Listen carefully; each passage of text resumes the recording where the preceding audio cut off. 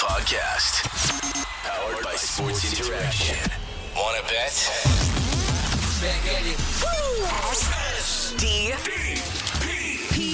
The Steve Dangle Podcast with your hosts, Steve Dangle, Adam Wilde, and Jesse Blake. Let's go! Okay, listen.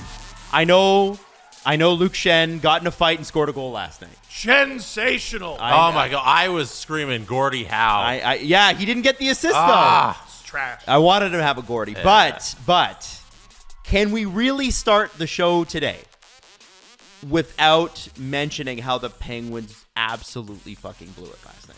So, this is one of those lovely topics. No offense, Penguins fans, but this is one of those lovely topics where I see it develop, but I'm working as it's developing. Sure. And I go, I can't wait for story time on the podcast tomorrow where I find out how they fucked this up. Okay, so first off, you need to know this. The Penguins go into the last game, this is game 80, okay? 81. No, this is game 80. It's 83. Okay, you're right. It is 81. Game 81. It is game 81 Yeah. because there's two left. Yes. You're right. You You're right. gotta play You're right. 82. You're right. Yeah. I Okay. only know that because we talked about They it go yesterday. they go into game 81. They're Yes. playing the Blackhawks, and their destiny is in their hands.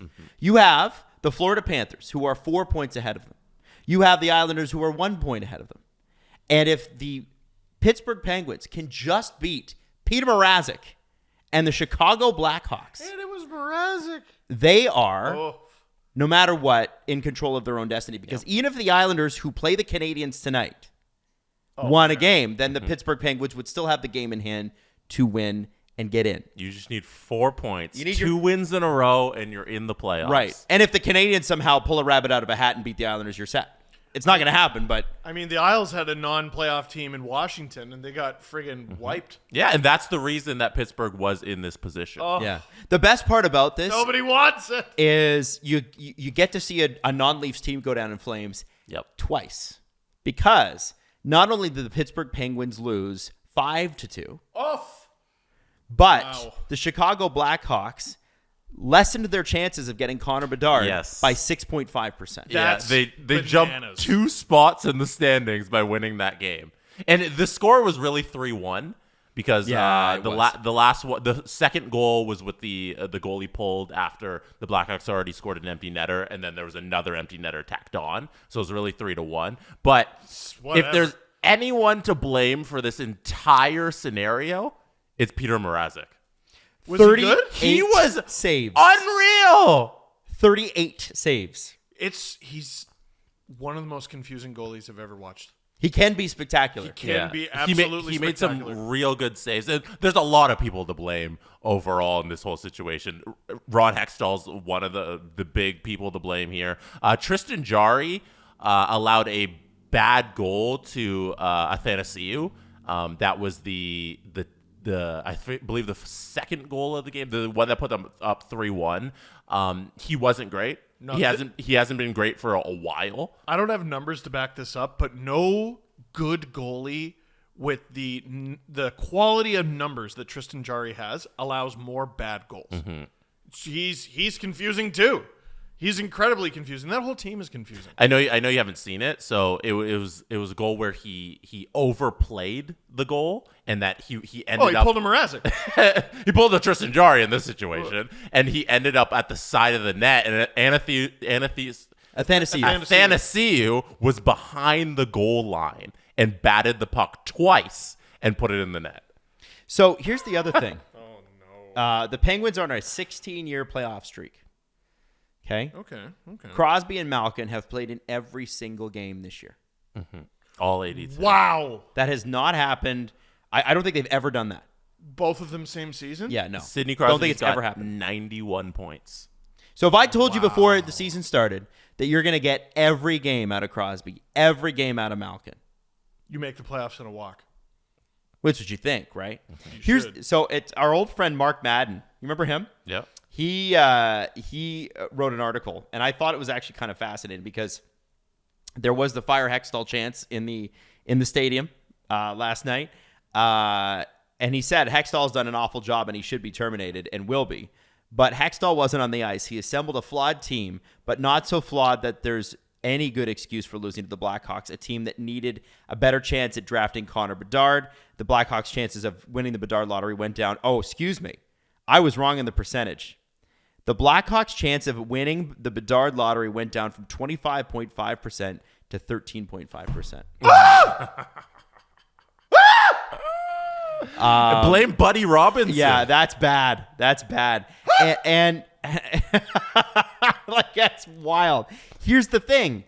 The Penguins have got to take a good hard look at whoever's in charge, whoever's the coach, whoever's the GM, they got to take a good hard look at what this team is.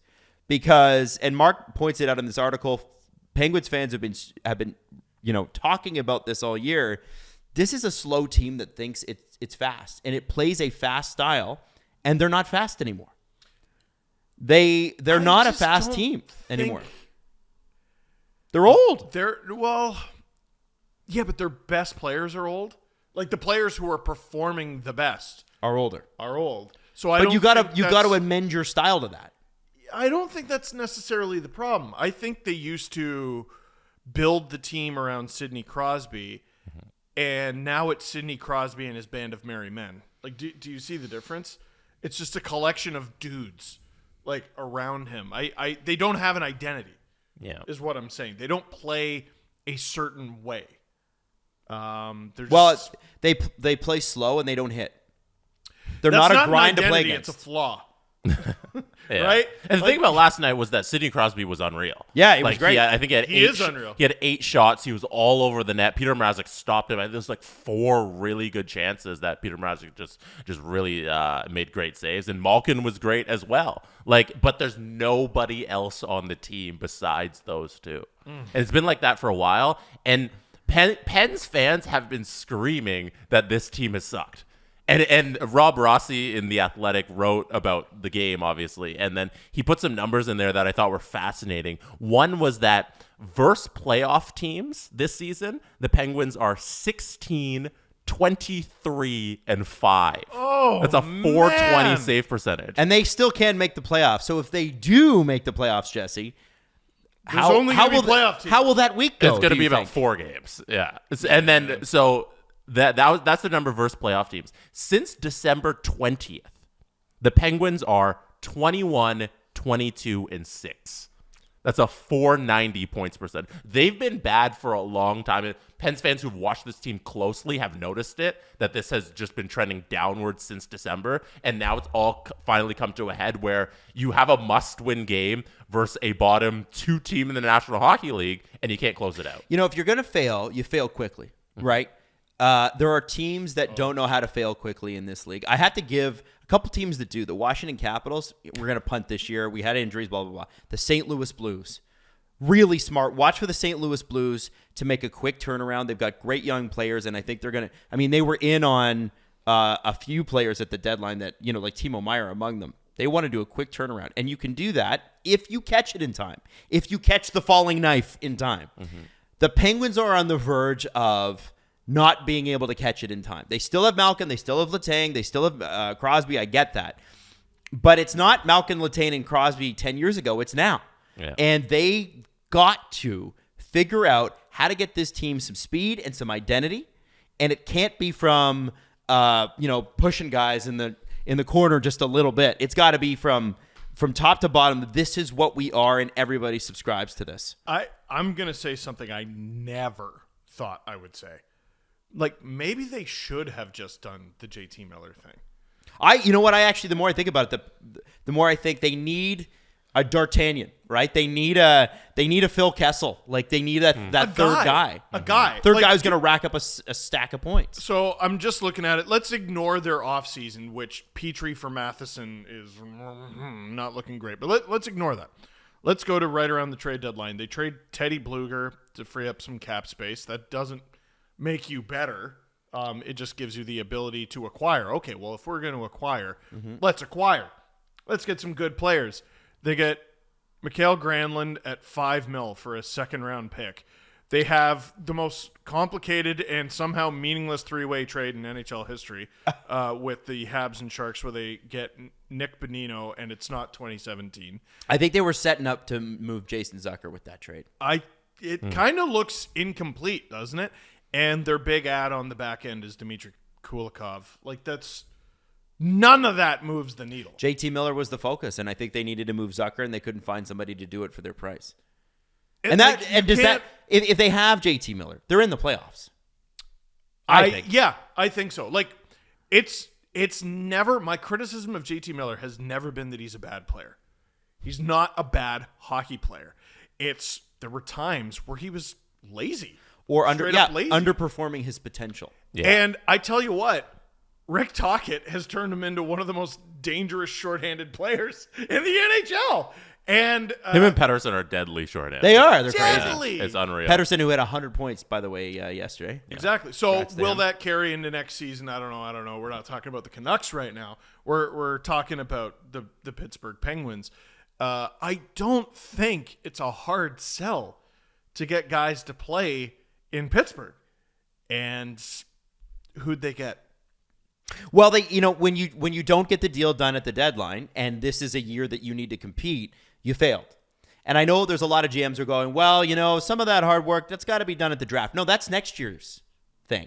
You might not be here next year. And if your job was to win this year and make the playoffs this year, and by the way, the Penguins still can. We should mention that. They're in win now mode. They're in win now mode every year, though. So not making the playoffs squarely takes you out of win now mode. I want to tell you how this all breaks out, okay? Mm-hmm. The Islanders currently have 91 points. Florida's got 92. Pittsburgh has 90, okay? Each of them has a game left. Florida is now in because Pittsburgh lost. They clinched, yes. Yeah. Really? Yeah. If the Islanders lose, so the Florida doesn't know whether they're 7 or 8 yet, but if the Islanders lose and Pittsburgh wins, Pittsburgh will take the final spot in the final game, right? If the Islanders win, Pittsburgh is out, and the Panthers, with the loss, would then become the 8th seed. Yep. So the Panthers also need to win their last game because none of these teams wants to play Boston. So if the Islanders win at all, they're in? Yes. Yes.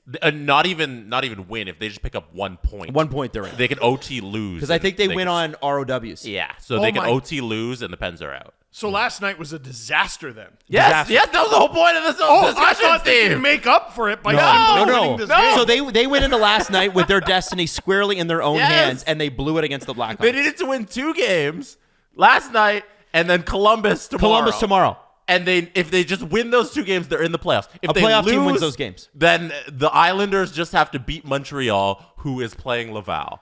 Literally 2 lottery teams that they were playing. Yeah, the Pens had every. Did you guys see Greg Wyshynski tweeting out the photos of Fan Appreciation Night? Was it Fan Appreciation Night? It was Night? Fan Appreciation Night. Oh, no! In PPG Paints Arena. They brought the fans on the ice after the game and gave them the jerseys. And it is the most surreal moment ever. Are they all sad? They're smiling because they're taking pictures and stuff, but it's not a jovial moment. Jeff Carter does not look thrilled. Jeff Carter does not look thrilled. He's giving his jersey to a bowler hat guy. It is so much insult to injury. He looks happy. They're rubbing Jari does. salt in the wounds. Sorry, looks okay. He's smiling, but Joey's a jovial guy. yikes. Greg was tweeting Greg's like, such a dick. "Can you just call off Fan Appreciation Night after that showing?" Yeah, you should. You You didn't play like it. I was so dumb as a kid. I went to the last home game of the season once or twice because people give those tickets away because Adam and I this weekend. That's right. Yeah. Well, I would always get the free tickets to games where people were like, this game doesn't matter. So when they started bringing fans onto the ice, and I was a kid, I still held out hope that someone would come and get me and bring me to the ice. Aww. And I was like, oh my God, I'm going to get Yannick Perreault's jersey. Maybe me. This is so sick. It might be me. And I'm counting how many players are there. I'm like, there's still time. Man. Anyway, so now I have a toy dungeon. Well, So now do you understand why losing last night Like was it's bad. devastating? Steve? Yeah. So here's what we need. Wow. Here's what we need. I don't give a shit about. I think the Penguins are. I think the Islanders are going to win against Montreal. That's what I think is going to happen. What I need is for the Florida Panthers to beat whoever they're playing. I didn't even look it up because I need an Islanders Boston series. Yeah. I need an Islanders Boston series. I've been banging this drum, and I'm not saying Boston's not going to win in 4 or 5 games. I'm not saying they will either. It's not a guarantee. But the Islanders are a playoff-built team. They have one of the best goaltending team save percentage in the entire league. They are smothering on defense, and they could score a little bit more now, even though they don't have Barzal. Having Horvat there, listen, do I think the Islanders are going to beat Boston? No. But if I'm a Leaf fan, and I think the Leafs can get past Tampa, and I do, I want Boston as gassed as I possibly can get them. In any 7-game stretch, Ilya Sorokin could win 4 games. Absolutely. Yeah. They have a puncher's that. chance. I mean, a puncher's chance. I love that. I also just think the Penguins playing the Bruins is a horrible matchup. Like Florida, I think lays a beating on Boston, still loses fairly quick. The Islanders probably still lose, let's be honest, but they make it a fight. The Penguins get killed. They get killed by the Blackhawks. They get killed. Oh, they're going to get destroyed if they get in the playoffs. Well, like, you flip a switch once the playoffs start. They need to get in the fucking playoffs. But, like, I could see the Penguins, like, at least playing Carolina hard. I could see them playing New Jersey hard. The Bruins kill them.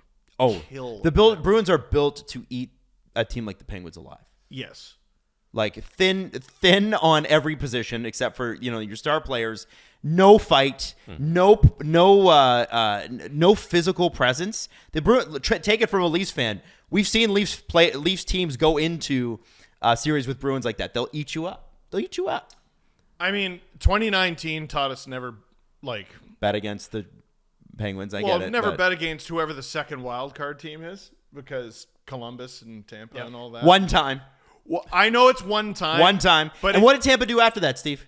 I don't recall. They went to 3 Stanley Cups. Okay. So I think it's just I can't picture a world where the Penguins have any kind of impact on the 2023 Stanley Cup playoffs. So if the Islanders win tonight and they beat Montreal, and the Pens will have still game 82 versus Columbus, that'll be the first time in Malkin's career where he plays the game that has 0 playoff implications because he's never missed the playoffs in his entire career. That's right. Wow. Crosby did. Sidney Crosby did it only in his rookie year. Because they were dog shit. Yes. So this will be the first time since Sidney Crosby's rookie year that he's going to play a game that's meaningless.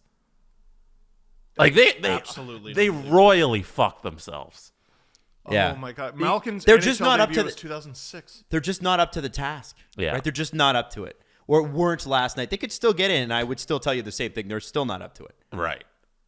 Like, who knows if they even beat Columbus? Well, man, if the Islanders win tonight, who cares? Could you imagine if the Islanders lose and then the Pens lose to Columbus? Yeah. Oh, can I imagine it? Yeah, I can imagine. What a comedy of just terrible hockey, though. Just beep. Nobody really wants to. Into the playoffs. Nobody wants to play Boston. Oh man, like it's funny. The reason I'm being so hard on the Pens and saying they're gonna get killed, and last episode I called them soft.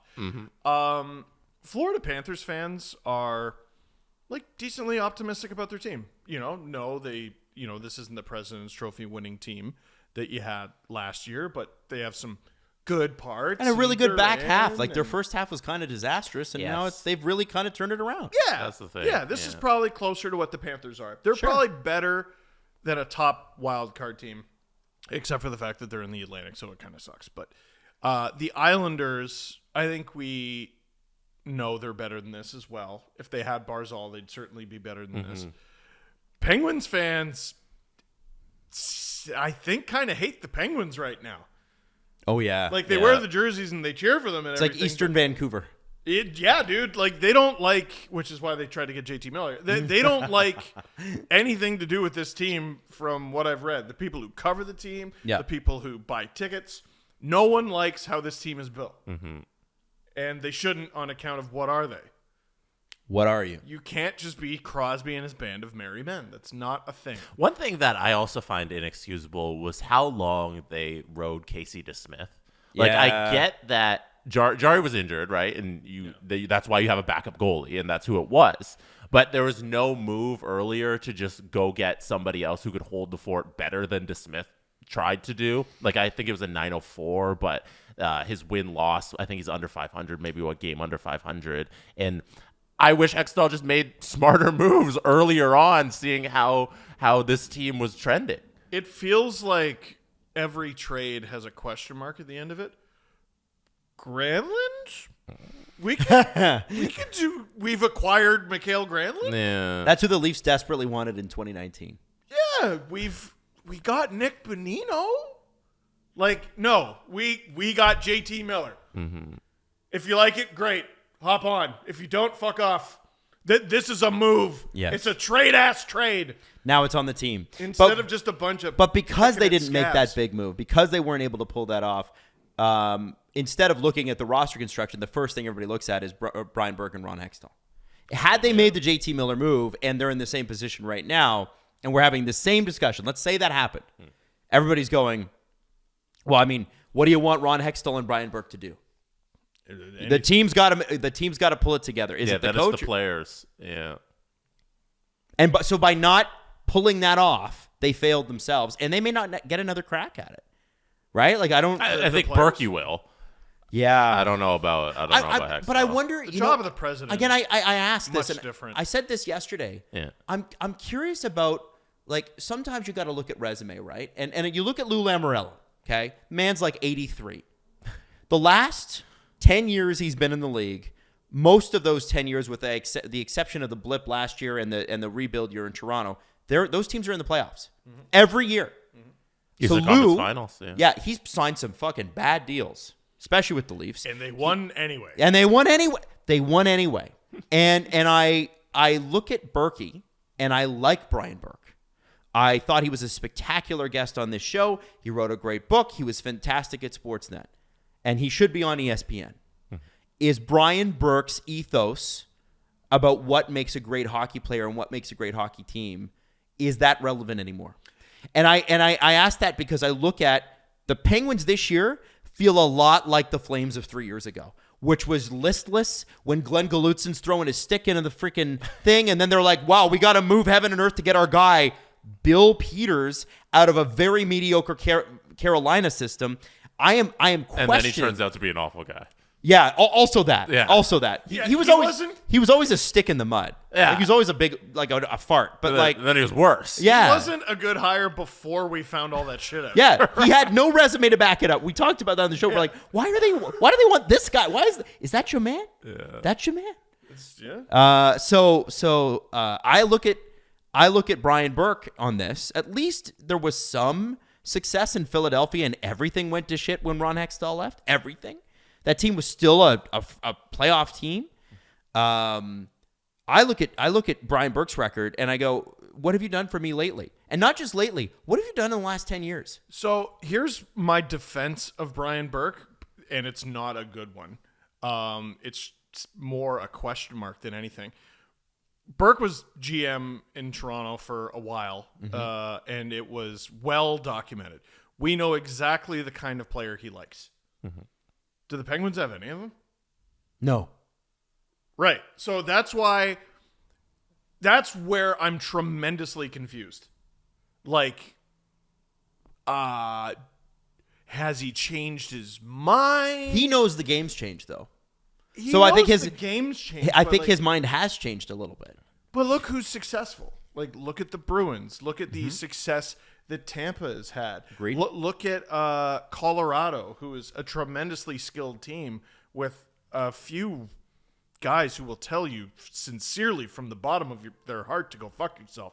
You know, like Nathan McKinnon and Gabriel Landeskog, and I mean, really underrated pickup was Josh Manson. At the deadline. Are you giving the Blues in 2019 too much credit to Brian Burke for the roster? Like, maybe it's Ron Hextall who's building the roster, because Brian Burke's the president, right? One guy is in charge of player personnel, and then the other guy's in charge of overseeing the organization. Like, we don't know how much Brian has over roster management. I think the definition of I think the job description for president changes from team to team. So I genuinely do not know how much blame lays at his feet. And this is not me trying to stick up for a guy who's been on the show. Yes, it is. He definitely is. Listen, Ron Hextall was an agent provocateur, and he was great, but we're not criticizing their personalities. Listen, I don't know if you've ever seen my YouTube channel. I've criticized Brian Burke a fair amount of times, but if we're going to treat this the way we treat every other team, the team has not assembled a good group of players, a cohesive unit of players, a team that has an identity, and that falls at the feet of the GM. To me. Yep. It's also, I said this yesterday, it wasn't his hire. They're hired simultaneously. Yeah. I assume that Burke had some consultation. Probably. I assume that's my guess. When Lemieux and the ownership group were hiring Burke, they knew that Hextall was coming in with them, with the win. Well, and I'm sure he had to play out his contract a little bit with Sportsnet, which is what delayed him, I think. Right? But it wasn't like Burke was just left to his own to go hire a guy. I'm just imagining him on camera. If I were a president right now, I'd hire Ron Hextall. Yeah. But he wasn't left to his own devices to go hire his guy. I'm giving Burke some leeway. Something that has changed too, Jesse. You bring it up over ownership. Yes, that has also changed since those guys were hired. Yeah, the Fenway Sports Group. Can I just before I say this into a mic, Brad Treliving's about to be a free agent. You don't know that. Why do you say Brad Treliving in Pittsburgh? Also, his name's Brian Jim. Burke. It's Jim Treliving. Yeah. He owns Boston Berkey. Pizza. Oh, that's a good point. Also, we don't know. Get the Calgary band back together. And we don't know he's gonna be a free agent. He's gonna be a free agent. Come on. No, the word is they want to bring him back. Well, listen, we have Julian McKenzie on later. We can ask him. Just ask the fucking guy. No, how about I tell him he's gonna get fired? Well, he's gone. Get Murray Edwards on the phone. Yeah. He's the one that makes the call. Listen, plug your phone in. Here's what we're going to do. A Murdog. Hey, Siri, call Murdog. No, my phone, my computer just kicked in. Is it calling anybody? No, it's not. It's not. I said my Siri is weird. It like kicks in all the time, and and it's only been recently.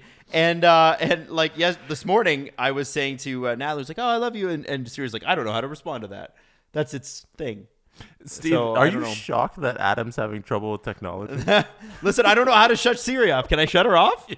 I thought she was just a part of things now. Thought she was in every room that I was in. I didn't know you could do that. How old's Everly? 4 in a couple months. No, that's no good. You got to tell her she's got to age a little quicker because she's got to help you like answer. Set the time on my VCR. Set the time on your VCR and come up with a solution that's not just taking a sandal and hitting it. A sandal thing doesn't work. That did work a lot though. Hitting your computer, bang, bang, bang. Did it? Worked for me. And look at how well I'm doing with computers. Listen, so here's how the show's going to go because we've talked about the Penguins here. We're going to talk to Dave. Then we're bringing Julian on to break down the Flames. I want to talk to Dave about this Connor McDavid bet. I'm just dying to talk about it because we're so close. Yeah. I need it. I need it so bad. Then we're talking to Julian about the Flames meltdown. And then we're going to get into the Leafs and a few other things from around the NHL just after. Are we going to talk about where we are? Oh, I guess we should talk about the We never mentioned it last time. Do we need to? We just showed up in a brick room full of plants. You know what? No, not till later. Sorry. Okay. You can bet that with David Bastel. Brought to you by Sports Interaction. Get in the action and make a play. 19 plus. Please play responsibly. All right, so Dave, I mean, we just had a great Tampa-Toronto game, which we'll get into, fully in a second. But I want to talk about this series thing. You already have the series for the Leafs and the Lightning. All the props are up right now at Sports Interaction. So what do we got here? Yeah, well, right now, Adam, of course, the big one is series winner. Okay. So right now, the Leafs are favorites to win the series against Tampa Bay, a 1.67. Tampa Bay paying at 2.25. So not only do we have that, guys, and we're going to be adding to it as the series it gets closer and closer because I guess the targeted date would be Tuesday of next week. Mm-hmm. How many games does it take? What's the series final as far as game results? Right now at Sports Interaction, 4-3 Leafs final is the most bet one. I know.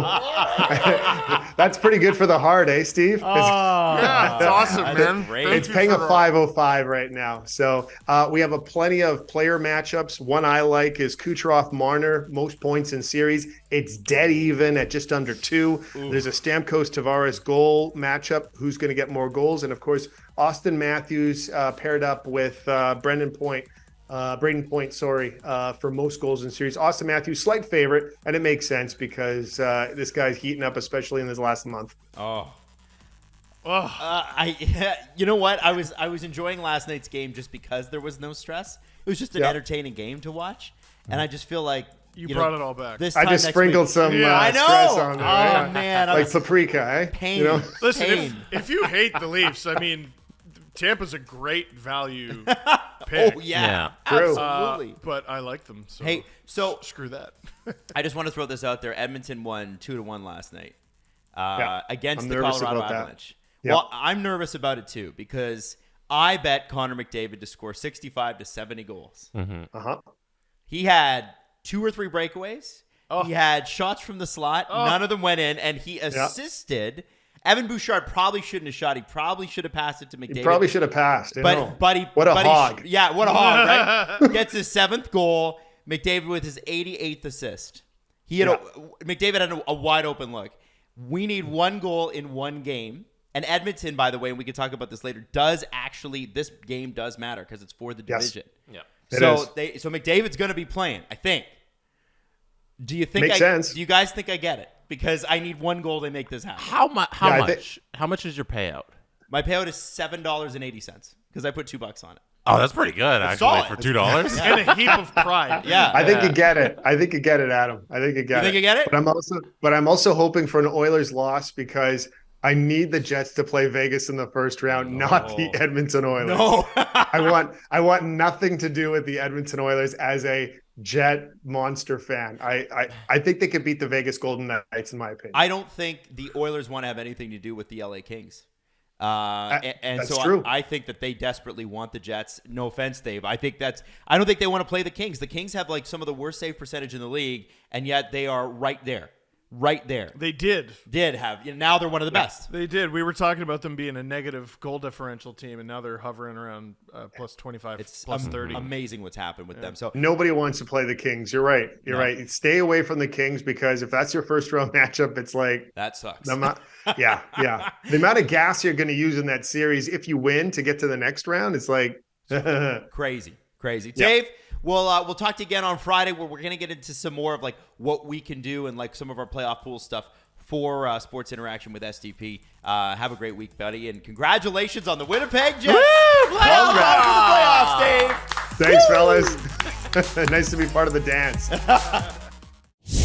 All right, well, I guess it must be CJ Show week on the SDP because Chris Johnston is coming in on Friday, but because the Calgary Flames eliminated themselves yesterday as of this recording, Monday as of this recording, which is 2 days ago now, we've got to bring on athletic Calgary Flames beat reporter Julian McKenzie.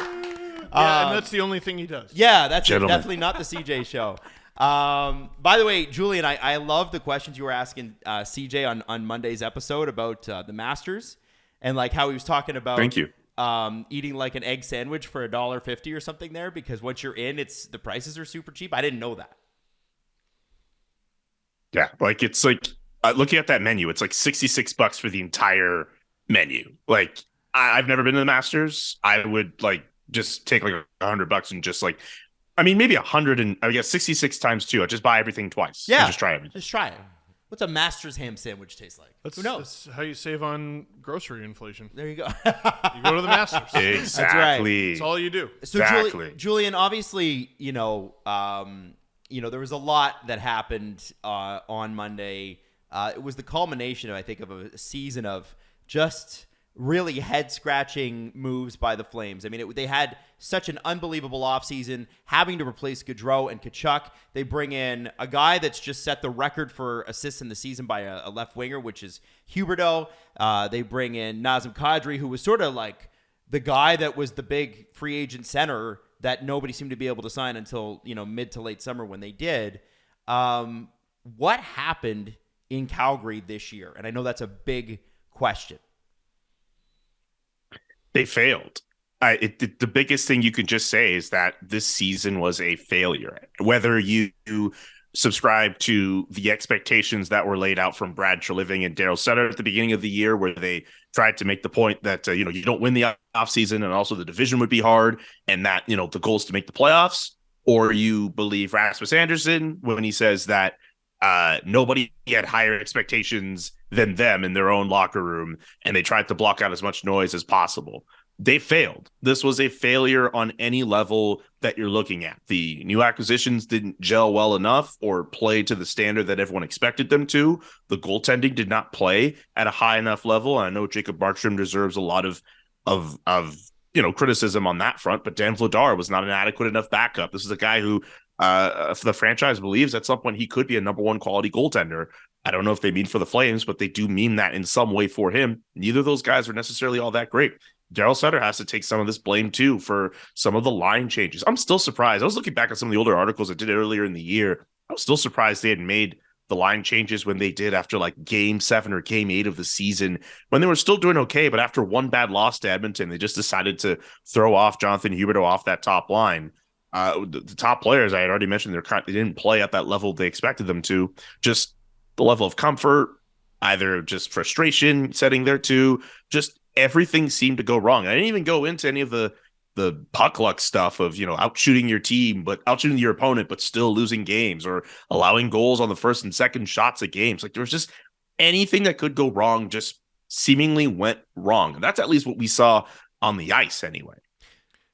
Teams are going to have highs and lows, but there seemed to be an attitude or morale breaking point for the Calgary Flames. And I don't know if you saw this graph that was on Twitter, but Thomas Drance was talking about the Daryl Sutter snarky comments about Peltier's NHL debut as sort of a bit of a watershed moment for the Calgary Flames. Was there a moment for you where this all started, and also what do you remember of the night Peltier made his debut? I'll start with Peltier. That's a really interesting point. For what it's worth, I can imagine some of those. Not even like I can imagine. I think the players were genuinely excited to see Jacob Peltier in the lineup. This is a kid who got called up, I think, about 2 weeks before he made his debut, and he was hanging around the team, and he was getting to know the guys, getting in on all these practices. And already there were fans that were kind of antsy at the fact that the team would call up a player like Peltier and have him sit. But in talking to him, he made the point that it was good for him to actually sit and just experience just life as an NHLer, making NHL salary money instead of your minor salary. But then when it came to the moment that we're all thinking of here, where Daryl Sutter just kind of made that comment saying, like, what number is he? Like, I mean, I think everyone in the room who was asking questions, they were all kind of taken aback by it. I think there was a part of us that thought, okay, that's just Daryl being Daryl. But I think when we really thought about it, I think it was just something that was just like, it was a jerk move. It was not a cool move. And it seemed as if it was something that did not play well with parts of the front office with the Flames too. I mean, Brad Treliving told me on record that he didn't like the optics of it. And I'm sure there are other stories beyond that too. So yeah, I think, I don't know if that's necessarily a watershed moment where things necessarily started to go down, and that is the breaking point. But I definitely think that moment rubbed people the wrong way. I think the moment where I could tell there was some kind of breaking point in the spirit of the team, somewhere around that Boston loss where they lost in overtime with seconds left. Maybe the Colorado game just before, where Jacob Markstrom allows, I think, goals on the first 2 shots. I know they had the Vegas game a little before too, but I think some of those guys felt they played that game really well. But I think just being in a close game with Colorado, but that moment at the beginning of the game just kind of being ultimately the difference. I just felt I was there for that game. I traveled to Colorado for that game, and That was also Nazem Kadri's first game back too. I think the guys wanted to win that game, and it just didn't work out. And just seeing the emotions on everybody. Nikita Zadorov, who normally could be a little bit snarky, he has personality. He was beside himself after that game. He did not have a good game for what it's worth. I think that's when I really started to see the spirit start to break with this team. I think that's when they really started to get down on themselves. I think at that point in February. So, and this is something that's been a season-wide problem, right? Where that Sutter moment is sort of, if you take that and you extrapolate over the year and, the things that are happening behind closed doors, it seems like the Flames players, who are just as talented as they were last year, this team is, on paper, should be just as good. It seems like they are playing under a coach that they really don't like. And you can always tell that teams that are just not quite gelling with their coach and maybe then not gelling with each other because they almost play like they're laboring. Where did Daryl Sutter go wrong this year? Because, we've been talking since November about how this wasn't working and how this wasn't a fit. And we know that the owner's a huge fan of the guy. What ended up being, in your estimation, his biggest failure as a head coach this year? That's a really complex question. To start just with the guys and the fact that they could all be kind of turned off on Daryl Sutter, I'm of the impression that, and I think it's clear to me and clear to other people too, there are guys in that room, I think, who like Daryl. There are Daryl guys. A guy like Tyler Toffoli was on a podcast a couple weeks ago. I don't know what the name of the podcast was, but he said some good things about Daryl Sutter. Milan Lucic gets to play, games in this lineup, and he is a point of contention among fans. I'd be very surprised if he wasn't in some way a Daryl Sutter person. And I think in a locker room like that, where maybe you have guys who might be pro Daryl and maybe guys who are just frustrated, however you want to measure it, that would always make a situation like that, pretty interesting. I'm sure I know a lot of people were speculating about the relationship between Nazem Kadri and Daryl Sutter, and he acknowledged that there have been some ups and downs, but I think there's also a guy who also played under Mike Babcock too, so he knows a thing or two about playing for guys who are, I don't think they'd call this an insult if I said this, hard asses. Yeah. A lot of people are wondering, okay, what's the relationship like with Jonathan Huberdeau and Daryl Sutter? I still find it really interesting when we asked him about that earlier this year, and he used the word friendship. I still think he misspoke when he said that. That's not a word you use when you describe a dynamic with your coach, especially one who puts you on your off wing, has you going up and down the lineup, going from a top line winger to playing with Michael Backlund on a third line or playing with Nazem Kadri on a second line. That's a really interesting word to use, and I'm still convinced he didn't mean to use that word, but that's just my personal thinking, if anything. It's hard to say where one thing that he went wrong. The one thing I will say that will stick with me, I guess, I don't know if it's necessarily where everything went wrong, but that's something that in hindsight I realize maybe there is something to it.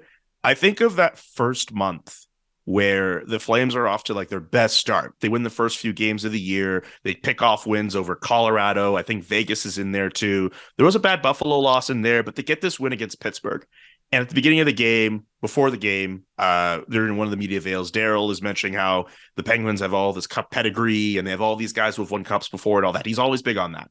And at the end of the game, they win this game. They basically play a really good game. And I remember asking Daryl, hey, is that as close to a 60-minute effort as you've had to start the year? And he kind of makes this point, be like, hey, well, we allowed 20-something shots in the second period. Are you kidding me? Is that a 60-minute effort? I don't remember the exact score of that game, but if you go back to it, that was a game that, going away, the Flames were the better team. They had a day off, and then they had a bag skate, and then they had another day off, and then they go to Edmonton, and then that's where the losing kind of starts to begin with this team. I know some people might look back at that practice. It was a long practice too. I remember we were all kind of sitting around just being like, man, geez, these guys are getting worked for a team that's doing particularly well. But I believe there were some days off in between. So I think Daryl might have used that point as a way just to try to max out as much of his guys as possible in the limited amount of time he had. But I always wondered if you're a team that, even if you have the guys that you have who know about the peaks and valleys of a year, if you're off to a really good start, but, maybe your coach is kind of coming across it in a way where he's saying hey, the standard that you think we're at, it's not good enough. And if he was willing to say that comment to me, I wonder how he handled that Pittsburgh game at the beginning of the year when things seemed to be looking good, and how players might have responded to that, because there's a clear, like, that's, if anything, if you want to look at a moment where things start to go wrong, and again, maybe it was because of Daryl, maybe it was because of something else, you have to go back to early October. Like, it's just after that start, which was the best start in franchise history, that loss against Edmonton, which was like their second encounter against Edmonton this year, like, that's when things seemingly start to go wrong. And I wonder if there's something that happened in that week, in that stretch of time, that led to all of that. I'm really wondering. Is it okay to say, like, here's the thing, you're like 9 games in. Stanley Cup pedigree is impossible to achieve at 9 games in. Is it okay to say, hey, we're on the right track, but we're, enjoy the win, guys, but we got some work to do? Like, it doesn't seem like he was willing to do that. It seems like he's the kind of guy that's like, it's not there yet, and we're gonna keep harping on it. And I'm not sure. We've talked. This has come up before, where there's like a generational thing happening between millennials and Gen Z, and then the older generations, and their inability to communicate with each other. And I'm wondering if that plays a part of it. You know what I mean? Like, it's sort of. I've heard Daryl Sutter pregame speeches described as a eulogy, and that was 10 years ago. So, yeah. Like, I wonder, and it's one, I mean, generations is one thing, but also the Stanley Cups. The one famous photo that went around earlier in the year, there's like a meeting during practice where Daryl Sutter has everyone on the team who has won a Stanley Cup, like, in a circle around him. So, like, Milan Lucic is there, Tyler Toffoli is there, Nazem Kadri's in that circle. All those guys are there. You got to remember, there are other guys on that team who have not won a Stanley Cup, and they go through their ups and downs of a season, but maybe not to a point where it ends up with a Stanley Cup at the end of it all, right? So there's a difference in mentality. There's a difference in what you endure in those types of years. I wonder if whatever message was sent, particularly that week, and I should just kind of preface this by saying this is me wondering aloud and not saying definitively, like, this is where things went wrong, although you could easily make that argument. But I wonder if something switched then, or if something was said, or if a message didn't take, or just something went off. Like, I wonder if there's something in that stretch of games. Do you think Jim Treliving, Brad? Do you think Jim Treliving's job should be in jeopardy? Because the latest word out of Calgary, I think it was Freeman. He was on radio yesterday saying that once the offseason begins, then they're going to begin the negotiations for Brad's new contract, because he's without a contract for next year. But you make the big changes with your top players leaving, you bring in the new guys, and you miss the playoffs. Do you think his job should be in jeopardy, or do you think the extension is the new contract's just a foregone conclusion? It's going to come. Well, I think because of the fact that they failed this year, I think everyone in that front office is everyone's going to be evaluated. And for, Brad Treliving obviously is going to be looked at as like, that's the guy, he's the GM, his contract expired. He's not the only person in that front office whose contract is expired. When people say, like, there could be a lot of changes coming to the organization and all that, like, don't just think about it from a player standpoint in terms of, okay, they're close to the salary cap limit, they could move off these guys. Like, what about some of the other AGMs that are there? Like, what about some of the other guys in that front office? I don't have every single name, but I know for sure of at least one AGM whose contract is, like, not guaranteed. And, well, not guaranteed, but, like, they're expiring, and they're kind of living in the moment right now. They're trying to figure out, like, what's going on, and he might not be the only one there. So in terms of some of those changes, like, don't just think it's in terms of players and maybe even coaches. Who knows in terms of how they look at it? But there could be a shakeup in the front office too. Who knows? It depends on how that goes. And with Brad Treliving, I feel as if he is the biggest domino with all of that. It's what Friedman was saying is kind of what I've heard too, in terms of, the fact that probably there will be the discussions will probably continue again in the offseason. But I think in terms of figuring out what you want to do with the roster and what you want to do with the coaches, what you want to do with everything else, like, it kind of has to start with Brad. And because of the fact that they missed the playoffs, because of the fact that those moves didn't necessarily work out the way that they would have wanted to, and I guess you have to incorporate the coach and also just other factors in this that for why it didn't work. But I don't know, like, you kind of have to say, yeah, it's in jeopardy, and who knows. But I also will say this. while the Flames could look at this and be like, I'm not sure we would want to bring Brad Treliving back, I think Brad Treliving, with this contract expiring, I think he's very much in the right to say, I don't know if I want to be back. Right. And I think I think this is one of those kind of weird two-way street things where, if the Flames really want him back, they got to give him the bag, and it's got to be at something that Brad Treliving would want. Are they? But also, yeah. Yeah. I think that's to be considered in all this too. And he's the longest-serving GM in Canada, is he not? Yeah. I think Yeah, so. he's been 10 there almost a years now. decade. Yeah. Yeah. Which, I mean, so Yeah. you could see why somebody might want to change after that too, right? Like sometimes things just Absolutely. get stale. I want to know this. With the Kadri signing and then the Huberdeau extension, are both of those players untradeable? Are the Flames, no matter who's running the team from head office on down, are they married to those two? Wayne Gretzky got traded. No one's is ever untradeable. Okay. PK Subban got traded. Like, anybody could get traded. Like, the idea of contracts being people being untradeable, like, I've always found that weird, because if there's a will, there's a way. Yeah. In this case, with Kadri and Huberdeau's contracts being as they are, with the production that they've gotten, if the Flames wanted to go down that road and flip off both of those guys, or either of those guys in any situation, I can't see them.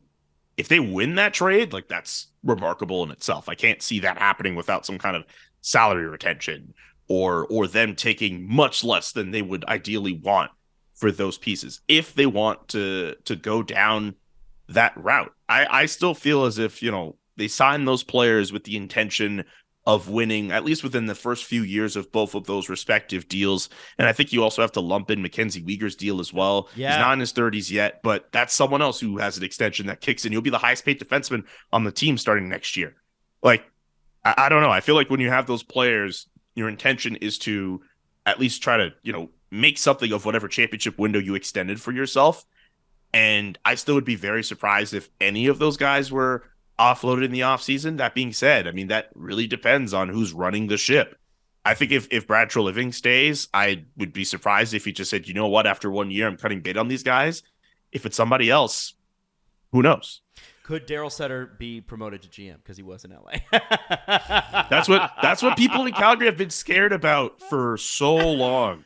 People have been clutching their pearls about that. Be like, oh no, don't send us back to the days when he was GM. But remember, in Calgary, because in Calgary too, he was GM. Yes, that's and right. He was trying to be coaching GM, and that did not work. No, I don't think he'd do that. I don't think he'd do that again, where he'd be coaching GM. I don't know. I don't have an answer for you if he would do a GM job. I have no idea. Okay. I genuinely, honestly have no idea. Do you have one place? And that's not me trying to couch anything. I don't know. So the season was a failure in Calgary. I think everybody agrees Absolutely. on that. But do you have one place where you place most of the blame? Because they were top 5 in expected goals and then bottom 10 in PDO. So they're super unlucky. But then Justin Bourne did some work about, like, the shots they took, were they high quality shots? And there's some argument to if they were, if they weren't. So does that fall on the GM, the roster construction? Does it fall on the players and their ability to play to their best ability? Does it fall on coaching? Where do you place the most blame for the failure in Calgary? Just to put a bow on the season. My answer is yes. It's really hard for me to just put Media it on coverage. one Yeah, totally. Yeah, us. The media wasn't friendly. The media was so bad. The media. We're the enemy, apparently. You have to mention goaltending in that too. You can't just look at the forwards and because come on. Like I think if there are games this year where the Flames would get off to a pretty decent start, they're getting shots, they're applying pressure, and then Jacob Markstrom's going out of his net, and then a goal is allowed. Like, it's very clear the win was taken out of their sails at different points when Jacob Markstrom allowed the first goal of a game, and they played from behind. And look, Jacob Markstrom, I still think there's something in him as a goalie. I know the contract that he signed. A lot of people are going to start looking at that and they're going to be like, I don't know about that $6 million, that NMC, especially when you have Dustin Wolf, who could be the best player in the American Hockey League, who actually got called up a couple of minutes before we got to recording and is supposed to make his debut tonight against San Jose. Could you imagine, by the way, small side note, if Dustin Wolf has himself a great game against San Jose, people in Calgary are going to lose their minds. I already had a friend text me before we got started, be like, why did the Flames wait until they were eliminated to call up their best prospect?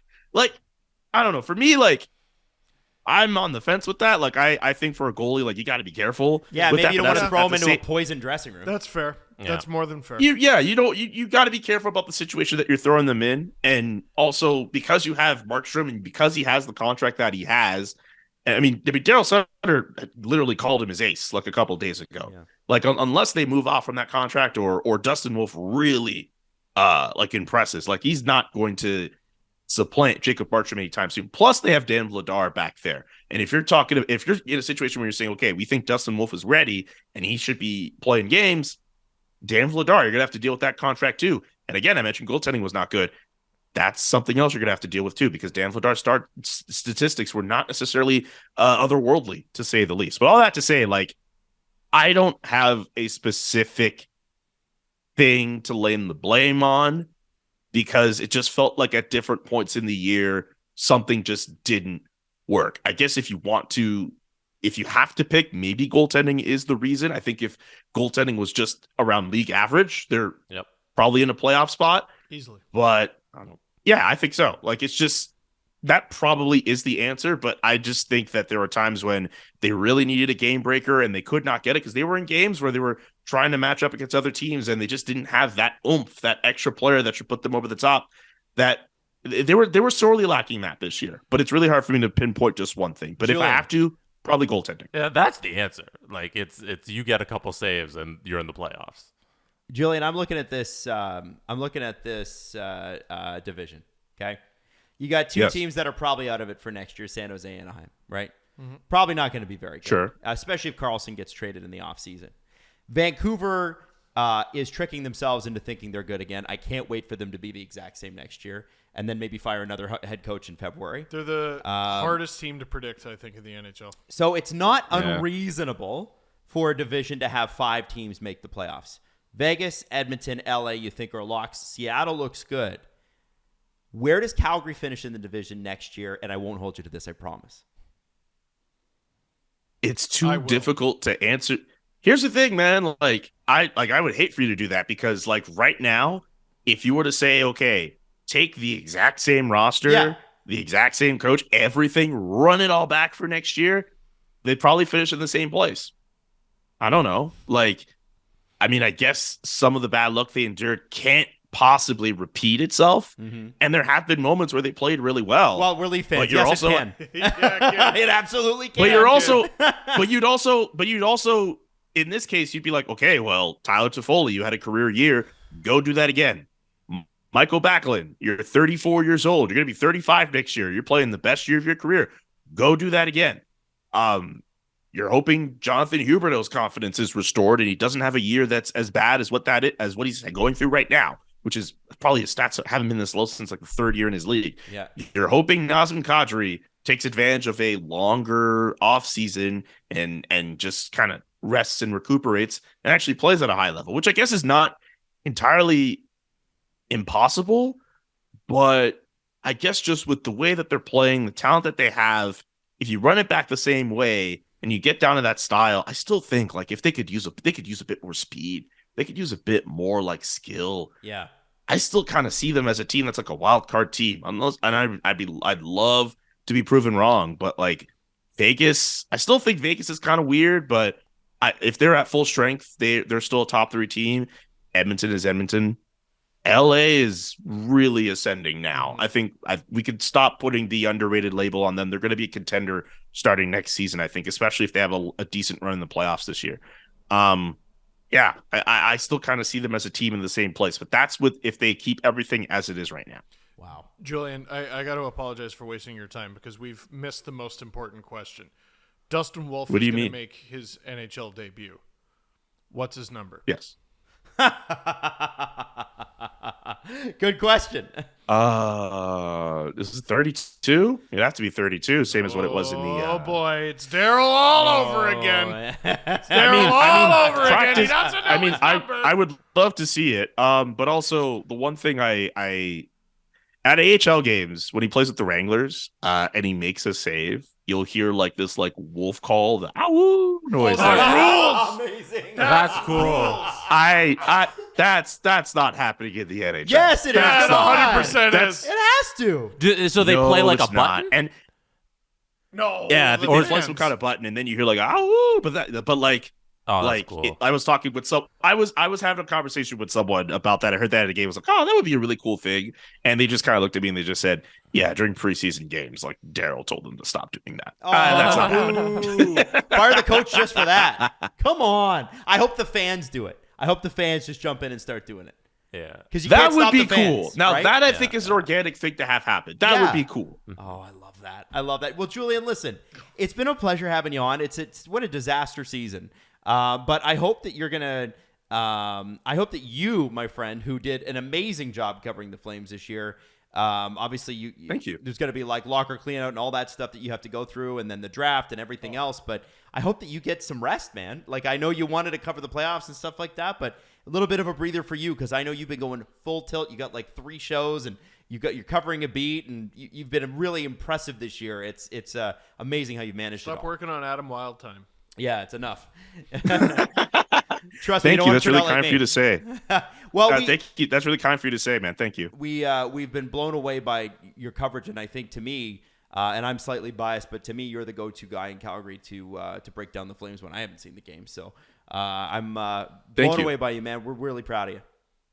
Thank you, and also thank you to everyone in Calgary or in Montreal or across the country or across the NHL world who took the time to read any of my material this year, and there is more coming. So just keep an eye out, and I'll just keep on trucking, man. Thank you for the support. It really means a lot. They should use you more on Sportsnet. I like seeing you on the loop. Yeah. On the morning when you do the morning hit and then you're just on the loop for like 6 hours. It's very nice. Your face is great for TV, Julian.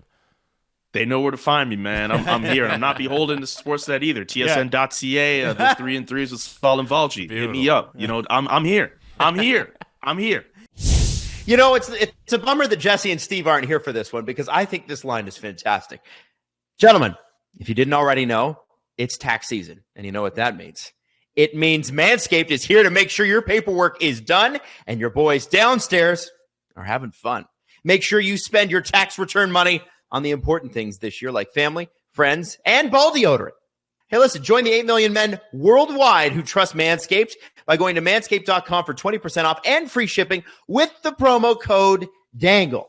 They don't just handle you down there either. There's also a beard trimmer. Jesse absolutely swears by it. Again, 20% off, free shipping, promo code DANGLE. Go to manscaped.com, trim it up. So before we get into the Leaf stuff, and by the way, thank you, Julian, again for coming on. Gord Miller tweeted this out. This was on the broadcast. A kid named Blake. I came from Toronto, and this is his sign to see my heroes, 34 and 16. And of course, Matthews and Martyr were 2 of the guys that were resting yesterday because we're playing Tampa next week. We don't need them to play tonight. And anyway, I just want to do a little shout out to the Toronto Maple Leafs game staff because they brought this kid behind, I don't want to call it backstage, but into the dressing room, and he got to meet Matthews and Marner in person, which is even better. You know what? I am pissed because we went to Game 82 last year, Yes, we did. and I came to watch my heroes play. I came all the way from Oshawa to watch my heroes play, and I got Nick Abruzzese as like their top line center. It was great. and no one brought me a stick. Sorry. It's trash. No one does it for you, Steve. You know, Jesse, don't you think it's a shame how Steve's been treated by hockey? Yeah. Yeah, nothing's ever worked out with Steve's Ever. hockey life and career. Never got anything for free that he's worn for 10 No, years the afterwards. game's been bad to Steve. It's been bad to me. And I Matty, hate I the got it on the injustice screen if you got it. Yeah? of this child. So No, this is actually cool as hell. this is really cool. Yeah. Good on the I wish Leafs. it was Steve, though. Yeah, I me wish too. I wish it was Steve. I'm wish a it was a 35-year-old This 35-year-old man meeting Mitch in Austin, being like, "Hi, I need a stick." Hello, young adults who are like a decade younger than me. You are my idols. By the way, they still see I still see them as older than us. I don't know what it is with NHL players, but I will never get out of that mindset that they're actually younger. So here's where I'm at in my head. Mitch and Austin are about 4 years younger than me in my head. Mark Giordano is about 15 years older. Yes. Yes. Yes, absolutely. That's how it works. By the way, I wanted to do a quick shout out because I promised I would do it. At Joey Ferg on Twitter, JoeyFerg. That's where I've been getting these shirts. The Giordano shirt, the Poppy shirt I wore yesterday, and this Toronto Passion Haver. I've got that shirt too. It's great. Yeah, I wanted to shout them out so that people don't buy the fake ones, because apparently there's like an epidemic of websites that just rip off your design and sell it. Are you serious? Oh, no. Yeah. Oh, I didn't know I bought one once. I didn't know. Oh, wow. So you're the problem. I am. It's Wow. me. Hi. I'm the problem. It's me. Adam, did you send the email to MLSE About about how Steve should be getting this? you know what? I'm going to work on it after the Please show. take that child's gift away. Yeah. Jesse, Give it to me. the reason I haven't sent it yet is it's not mean enough. Like I feel like for it to stand out in MLSE's Yes. inbox, it needs to be cutting. yes. Like, boy, I'm sure you're not good at your job, right? Because this 35-year-old man that I know sure could have used. guys. By the way, you've met Austin and Mitch. Yeah, but they didn't give me any signed stuff. Yeah. They didn't sign his T-shirt and pat him on the head. No. Yeah. Listen to this. Where's your head pat? They shook my hand with. They didn't tussle your hair? Matthews shook my head with his cast. Oh yeah. That was one of the most terrifying moments of my career, by the way. You didn't get Matthews this media time. Yeah, I did actually. Oh, you did this time? Not at Leafs Media Day. I got him at NHL Media Day in Vegas. Sorry, Henderson, Nevada. Yes. But when I was at the St. Louis All-Star God game, forbid they hold it in Vegas. I know Matthews had a brace on his right. I hand. heard. By the way, I heard the problem with that is just not enough hotels. Yeah, there's no convention centers. It's tough. It's really tough. Vegas is a tough place to vacation. Anyway, Anytime sorry, you were can go talking. see the home of the Henderson Silver Knights. That's right. That's right. Yeah. Sorry, I interrupted you. He shook your hand with the cast. He shook my hand with the cast, and I was like, "Oh my god, this is about to be the daintiest dead fish handshake of my entire life." Yeah. Because that is the most valuable wrist in. What Canada. did you do? Did you squeeze it? Like No, because How do you I didn't shake know how the delicate his cast? wrist was. Yeah. So here, give me. like a wet ew. fish. I Ew. don't like that. No, here, do it again. Here. Oh. Dead fish. Gross. Yucky. I hate a bad handshake. We're adults. I hate a bad handshake. Like a bad one. Like ew. Like no. Fucking Like, I No, want to do shake- shake that. hands. Shake No, wet Wet hands. fish. Ow! I have a brace. What I did make they $11 say? million. The key is to look at the elbow when you're going in. No, that's high fiving. Oh, that's high five. High fiving, you'll never miss if you look at the other person's elbow. No, I think the key is to bite your lip and stare at their nose. I'm just trying to be creepy. I couldn't. Bite your lip and stare at your. come Where did from? you hear that? I made it up on the spot just okay. now. All right. Okay.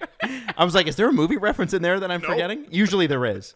So listen. The Leafs going into last night, as we said on the show yesterday, we were not sure if they were going to be able to start their own goaltender from their own system. Yeah, that whole hectic situation. It was almost. So they did get Onuska. Did they not? From the Windsor Spitfires. Yes, with his sub 900 save percentage in the O. But that's a little unfair because the scoring is crazy. But people were like, oh, Yeah. really? That guy apparently is very Also, good. you're looking for a guy to sit on the bench.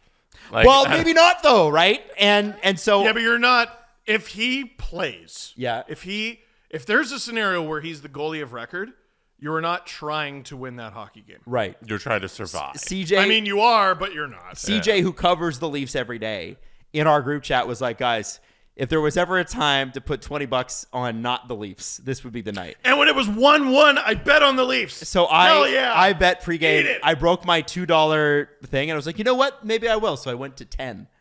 Against 10 against. Judas. You bet on the Lightning? I did because I thought, what the hell? I'll never bet against the Leafs. Well, no, I never bet against the Leafs in the playoffs. That's always my rule. But I just thought, okay, this could be fun. And I regretted it instantly because as soon as the game started, I'm like, you know what? I don't even care who's playing for the Leafs.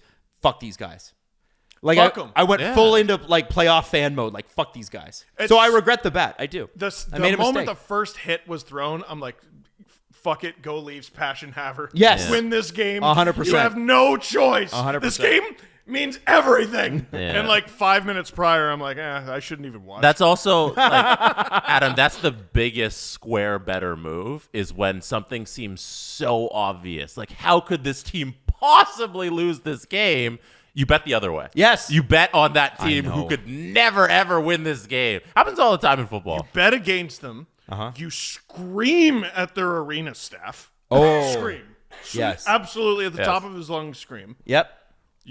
But You take a helicopter to the SDPN studios. That's every right. day. Absolutely. I land on the roof. We had to build a landing pad on the roof for Adam's helicopter. For me.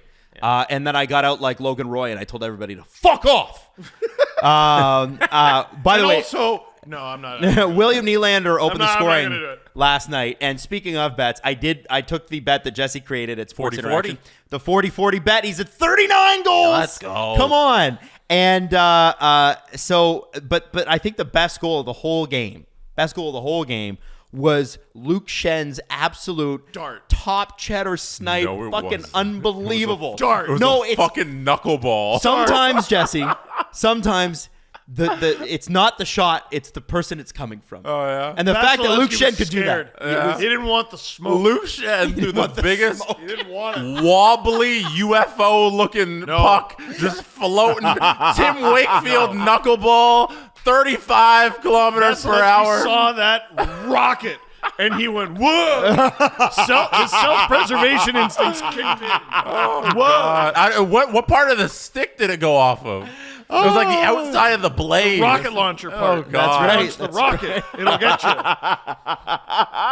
So I wanted the Gordie Howe hat trick, though. yeah, you wanted him to get the assist, right? But he did have the fight. So the fight thing is interesting because it starts with Pat Maroon running, I forget who, I think it was Calle Yarncroke, into the boards, and then his stick going into the Leafs bench. Michael Bunting grabs it for literally a split second. But when you're Pat Maroon, your job is to let nothing go. Fuck you, it's our water bottle, right? Yes. And so he and Bunting start talking, and then later on that shift, Luke Schenn and Pat Maroon go head to head. Love that. And I gotta say, He won. Luke Schenn won. He won that fight. I would not have. I wasn't sure what to expect. I get why Maroon's got to take that fight, like leading into the playoffs.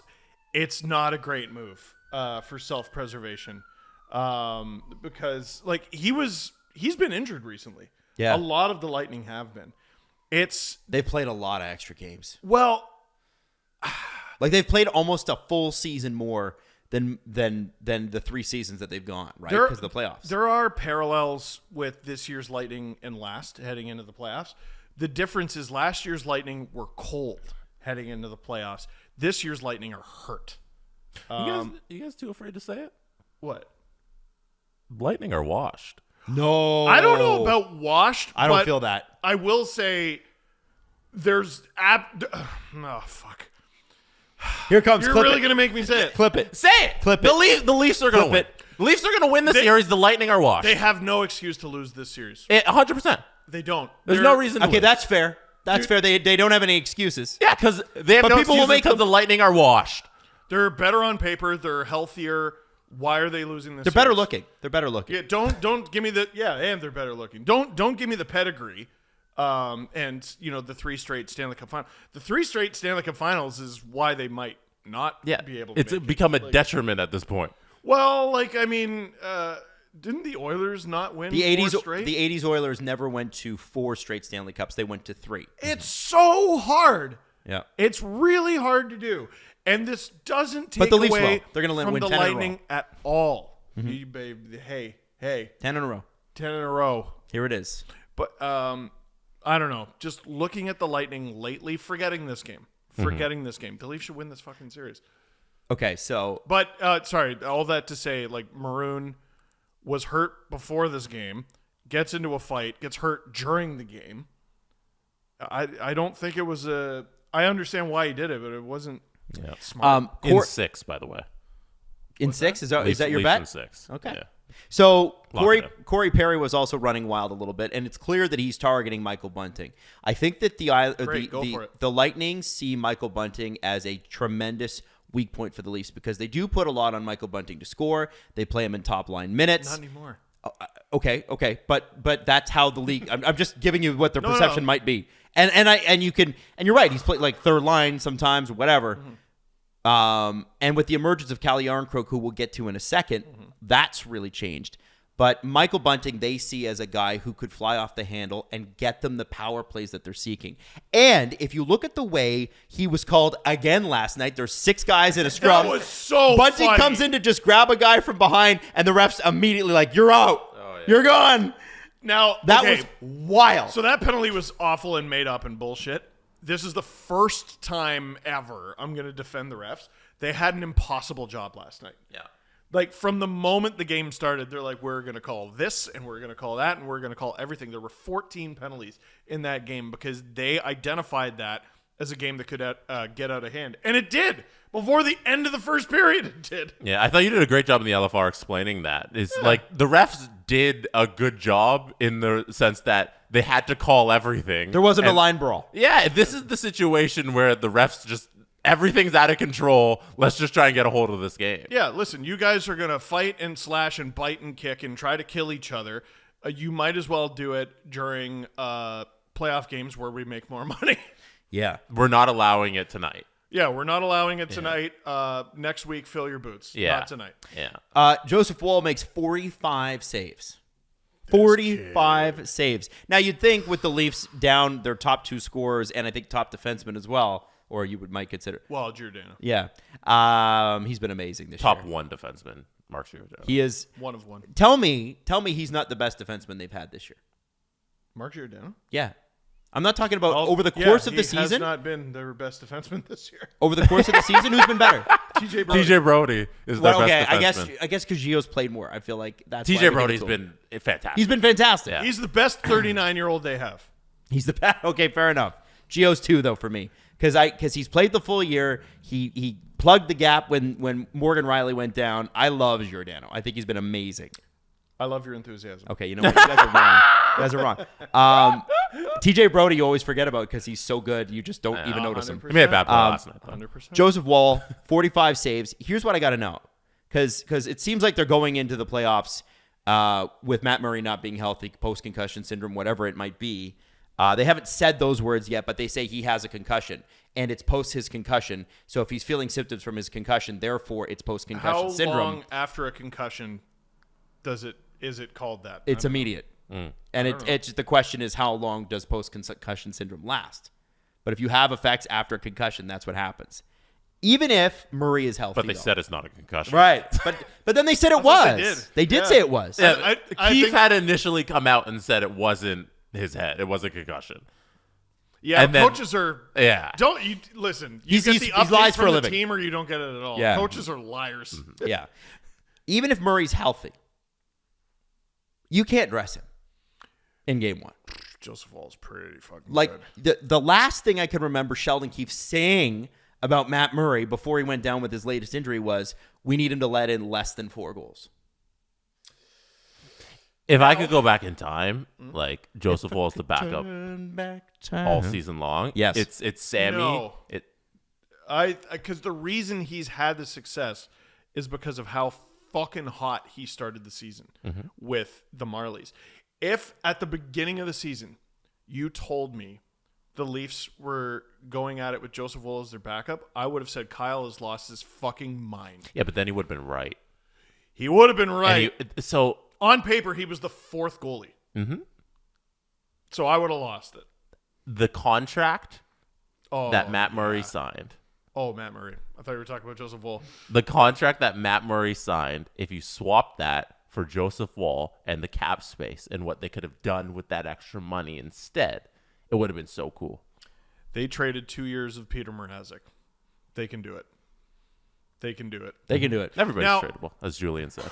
All I would say is the Marlies are in the playoffs, and if you're going to need Joseph Woll, you're probably not going to want him cold and having just sat in the press box.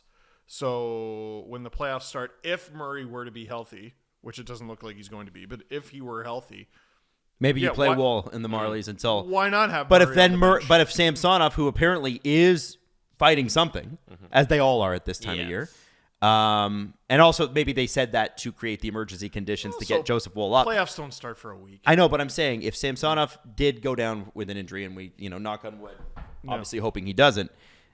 If you've got Woll playing, I guess, with the Marlies, every day and he's playing well, you bring him up and start him in place of Matt Murray. My point is, I don't think you can confidently start Matt Murray in the playoffs against the Tampa Bay Lightning. Oh, starting is not an option. No. Okay.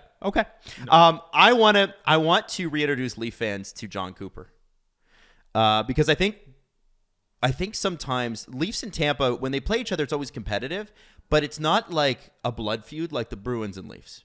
And really, the blood feud on the Bruins and Leafs is one-sided because the Bruins have always beat the Leafs. It's I feel like there's a mutual. They don't like each other. What, the Leafs and Bruins? Oh no, I'm Leafs and talking Lightning. Leafs and Lightning. I don't want to say this because of the handshake line thing, but I feel like there's a mutual respect between the two. Yes. But what I love is John Cooper fucking with the media. And here's the thing. Normally, he only gets to fuck with the Tampa media. But he's going to get a stage in Toronto. And I'm sorry, Tampa, it's a bit of a different stage. It's a bit outsized. And here's what he said about last night's game. Tell me if you agree. And tell me what he's doing here, because I want to know what you guys think. There was zero intensity in that game. I'm telling you, there was none. It may have looked like it from the stands. That was an exhibition game. It wasn't even a regular season game. Clearly, there was a mandate going into that game. So what is he saying? Okay. I don't even know what the mandate might be. I'm not even sure. So that's funny. I thought the quote was going in a different direction, and he completely swerved there at the end. So there was zero intensity to that game. What I thought he was saying is, you thought this was intense. Just wait for the playoffs to start. Right. Read the full quote. So there was zero intensity in the game. I'm telling you, there was none. It may have looked that way from the stands. That was an exhibition game. It wasn't even a regular season game. Clearly, there was a mandate going into that game. He's telling the officials to knock it off. That's what the mandate is. So the mandate is coming into the game that we all saw. The mandate from officiating was don't let it get out of control. Don't let it get out of control.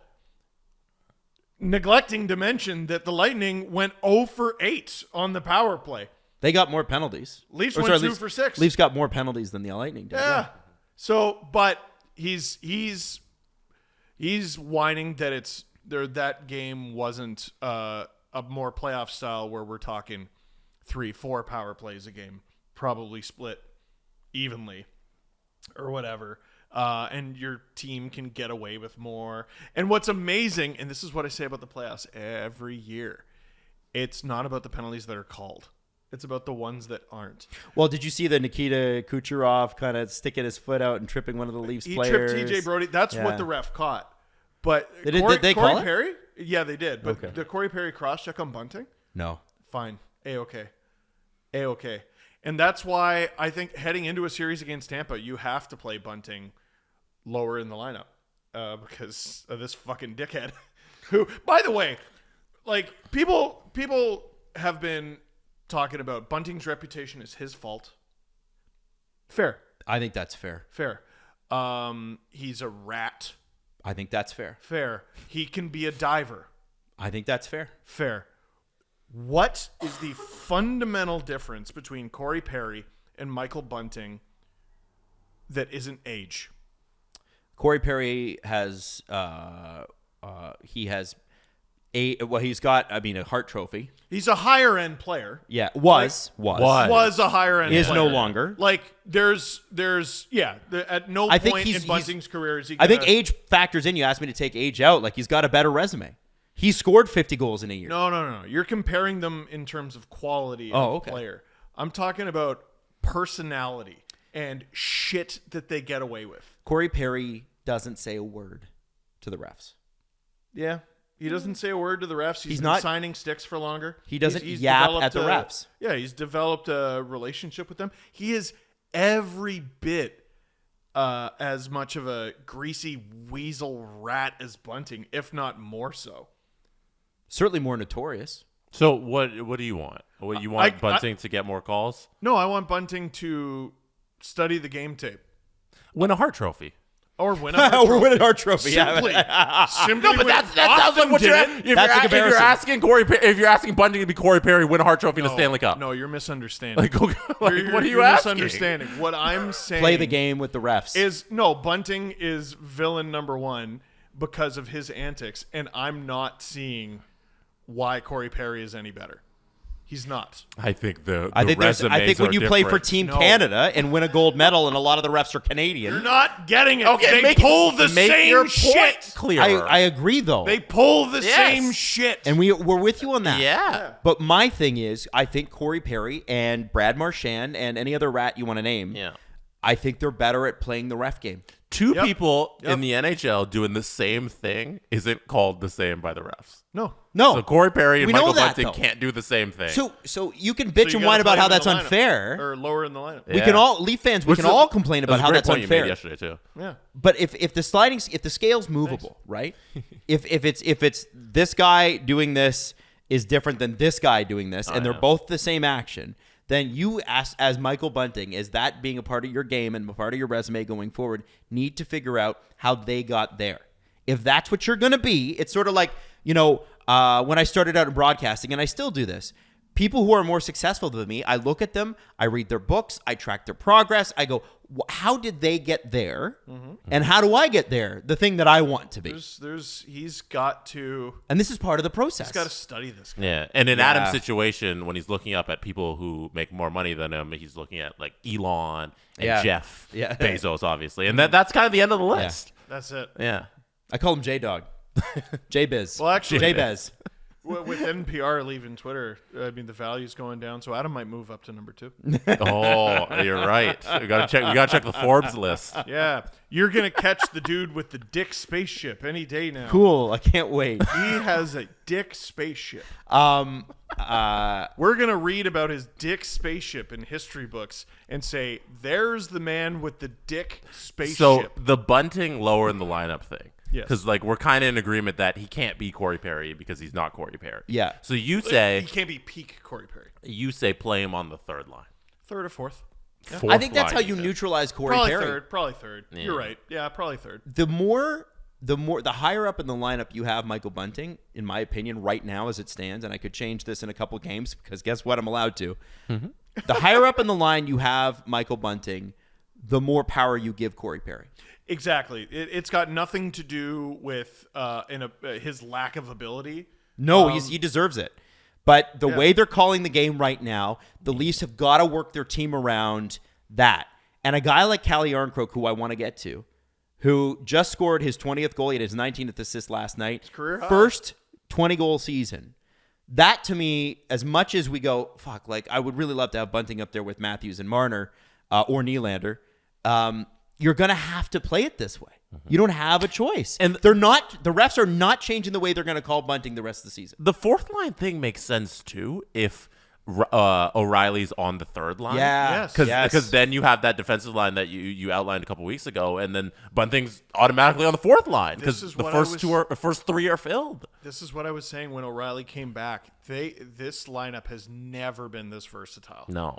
They are wildly versatile. The top 6 is all interchangeable. The bottom 6 is all interchangeable, and there's even a couple guys who can do both. And Yarncroke probably being one, and Bunting being a different version. Like we're labeling the lines 3 and 4, but they're really they might get even amount of time. They're going to play in different situations. They're going to be jumbled at some point because Keith loves jumbling the lines. But if you look at it on paper, like there's many situations where Bunting's going to be on the fourth line. Scoring, grinding. Yeah. That's you got all the two lines pairs. are. I want when Corey Perry gets in your shit and he takes a top line player out of the lineup for 2 minutes, even if it's incidental minors, that hurts the Leafs more than it hurts the Lightning, right? And so I want him and I want his ice time is going to be limited when you have Stamkos and Kucherov and all that sort of thing. I want Bunting to get out there, be fresh, and neutralize that guy. And I also want him to win that one-on-one battle with Corey Perry. And the easiest way to lose that battle with Corey Perry is get a penalty when Austin Matthews and Mitch Marner are on the ice. That's the easiest way to lose that battle. If it's Noel Acciari and Matt Nyes, or it's Alex Kerfoot and whoever else you want to play with Alex Kerfoot today, it's fine. Yeah. It's fine because you still have the other guys. So anyway, we've sat on that too long. Calle Jarnkrok, I want to talk about him quickly because he has been, in the way that TJ Brodie is on defense, so useful, and yet no one talks about him. It's kind of understated. 20 goals, but when he was signed, it was a 4-year deal, $2.2 million per. Even us, we were like, okay, good, but we weren't like flipping in our seats about it. We weren't like excited about it, and the first month felt a bit awkward for him. You know, he bounced around the lineup. They weren't quite sure what to do with him. What has Calle Jarnkrok brought the Leafs that they perhaps didn't have before? So the lineup has been kind of getting slower. Just over the years, they were going fast, and it wasn't working. So they slowed down, and they're a little bit more purposeful. He brought some of that speed back. Like, he's probably a top 3 fastest skater on the team. Certainly a top 3 fastest forward. He's developed this goal-scoring touch at the front of the net that I didn't know was there. He's defensively responsible. He can play all 3 forward positions. What more do you want? Like Sue Greyhound? Sue Greyhound? No. He was Dubas's first ever client. Oh, that's what it was. Okay. Even better. He wasn't on Team Sue. He was on Team Kyle. Team Do. Yeah. Right? Bass. Bass. Delete this part. There are players like that. Like I always think about, we were mentioning Pittsburgh earlier, but the 2 guys that really stood out to me or 3 guys, I guess, for the Penguins when they were on their back-to-back was Rust, Bonino, and Gensel. Mm-hmm. And I'm not saying that he's got the scoring touch that Gensel has, or that he has the not even sort of, but you know what but I'm saying that there's a usefulness to those players, and they kind of emerge late in the season, and they sort of cement the roster. They're gluish guys. I think he's closer to.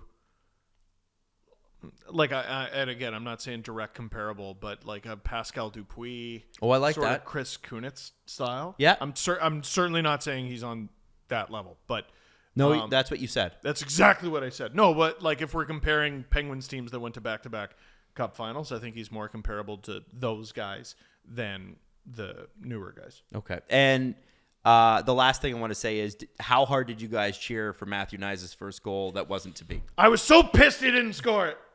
Damn it. I went, yeah. And then I saw O'Reilly's face and I went, no. But then I was happy. O'Reilly had to do it. He tried to wait it out. Yeah, but it wasn't. You need to score the goal. It was whatever. He got his first career point. Yeah. He was impactful. He did take the one high sticking penalty. That dude's a thief. He's a thief. Like good takeaways. Well, you see highlights, and you're like, okay, he's big. He can work the front of the net. He can shoot. He can pass.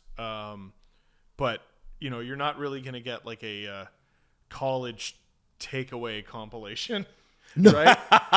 No, or a Tage Thompson 2014 hype video. Yeah, hell yeah. But I tell you what, last night especially, Knies is such a good stylistic fit for the Leafs. I don't know if he's going to be in the Game 1 lineup, but this guy's going to be a really good Leaf. It still looks like a player who was just playing in college and is playing his second career NHL game. Mm-hmm. Yeah, there are moments where when you kind of don't know what to do on the ice when you're in the offensive zone, you kind of just default to go to the net. There's a lot of I'm going to hang out in front of the net, which is smart. It's a smart thing to do when you don't really get your positioning down. But there's so much room to grow with this kid. Yeah. I'm afraid to make any judgments at all about Matthew Knies because he's so raw and fresh. Well, yeah, and he hasn't played with this team at all. The whoops-a-daisies per 60 are a little high right now. But I think... But there's no judgments. I can't say what he is, what he isn't. What I do like is if you're a head coach and you're really in the weeds, because head coaches are always like that. Like John Cooper's already starting. One thing you can say for Sheldon Keefe that there's a positive on Matt Knies is that he hasn't looked out of place, A. B, there's no real scouting report on him. Right? Like, you could talk about how he did at Boston College, but how is that applicable to the playoffs? The Leafs would know him inside out. I'm curious if other teams would. All right. Yeah, I don't think that because here's the thing. It's one thing that the Leafs know him and they know conditioning and all that stuff, but you need 20 games of a player at the NHL level to really get a scouting report on him. And at least. the Lightning are just not going to have that. It's just not available. You're talking like it's a pitcher who just came up from AAA and he's never faced major league hitters, so they all don't know what kind of stuff That's right. he has. And maybe he's got a third pitch in development, and he's not going to be a full-time roster guy until next year. Yeah. But if he's got a fastball in the hundreds, you would go, well, I could throw him out there against a couple lefty bats. And one of the advantages is the batters have never seen him, so there's at least that upper hand he has on everybody. Kind of an unspoken thing with like third stringers who come up and they make a bunch of saves and everyone feels good about them. If they stick around long enough, they kind of stink. Yeah, because people figure them out. Sometimes they're Alex Lyon and they, it continues and everything, and they graduate to the NHL. But it's very often, you do this, and then they get killed. Yeah. You can't do anything glove high. Yeah. We didn't know how to figure you out. We have you figured out.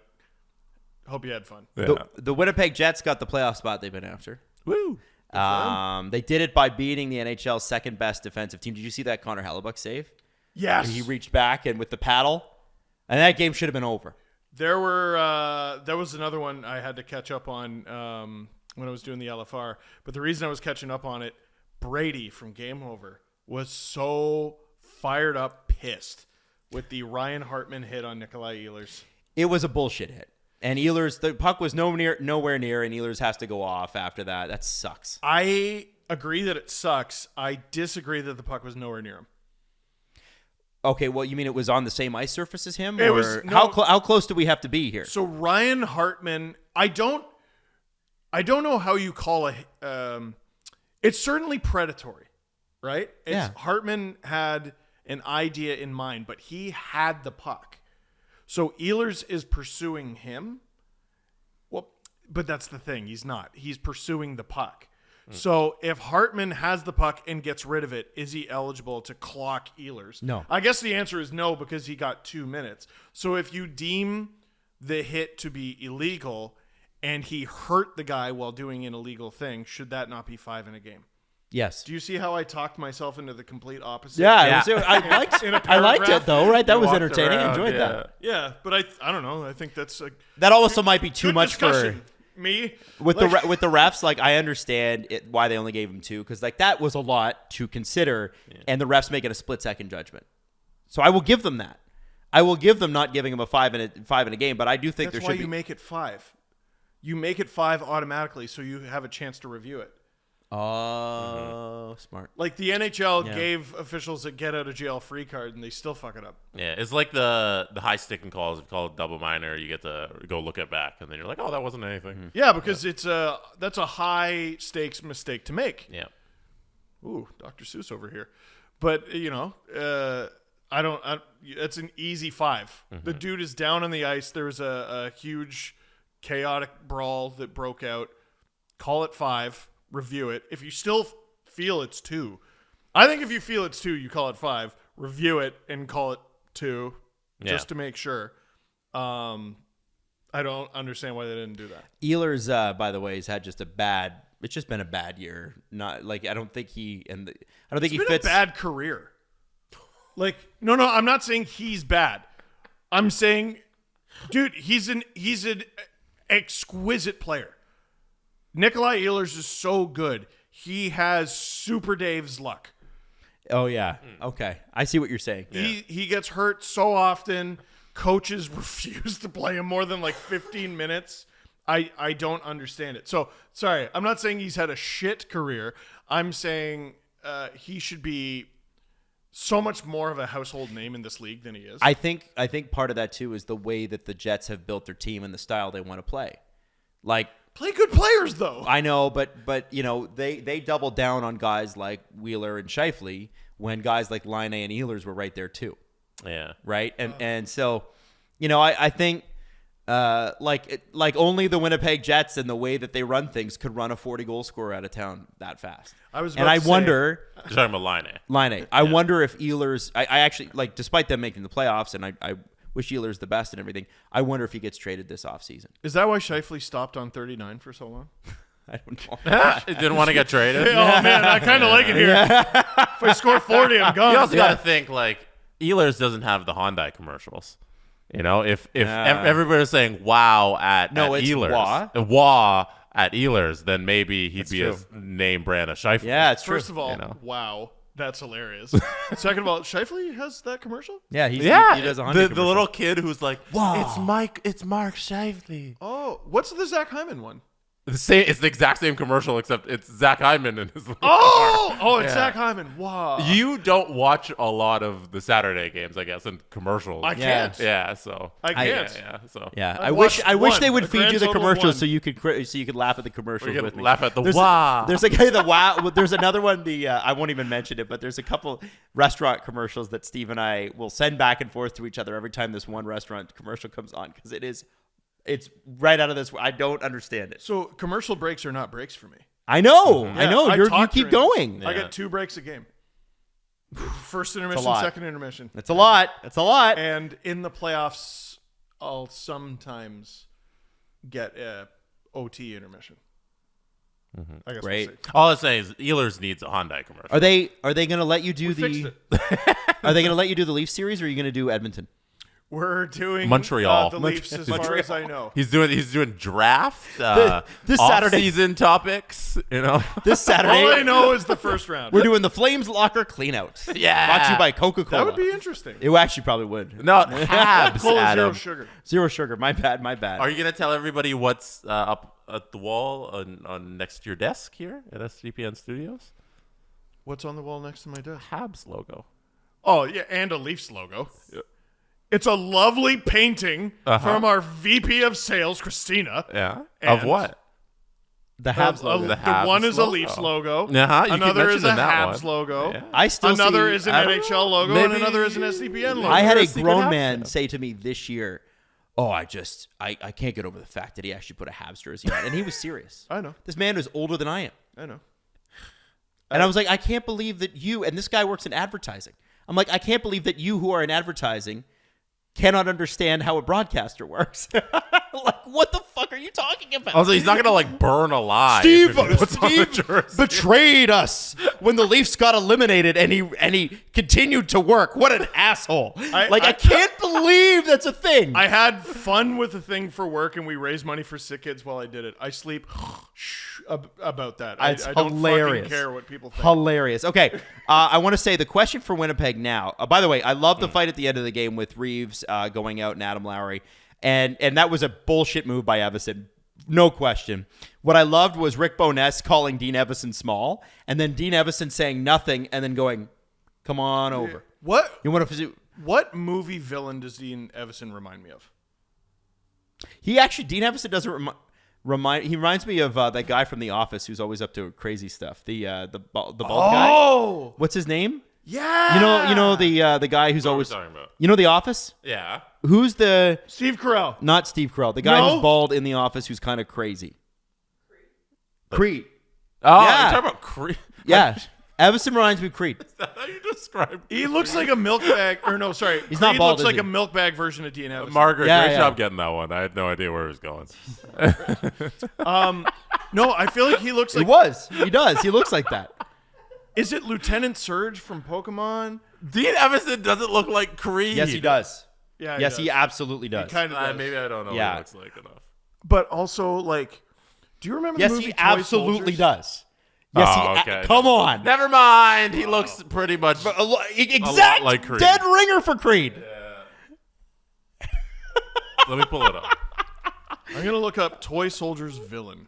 Toy Soldiers villain. Toy That's Soldiers. there is a. Is it Toy Soldiers or what? What the fuck was the movie? They like tried to make like a grittier version of Toy Story. Remember? Yeah, and it was the soldiers and the aliens in this, and you bought the toys, and they would kill each other. Oh my God! Chip Hazard. He He looks exactly like Chip Hazard. The second Google image when you look up Dean Evison, Wow. See? him and Creed. It's crazy. Wow. See, when I think of Dean Evison, I think of him with hair in this wild photo. Oh yeah, with his hair's a little. This bit is longer. what I think. But then, yeah, this dude is Creed. No, he's Chip Hazard. Look at this. No, he's Creed. He's more He's- Creed. He's more Creed. I think he's more Creed. Even the a good smile. movie. Yeah, It's a good film. It is a good film. I like it. It's all Led Zeppelin soundtrack too.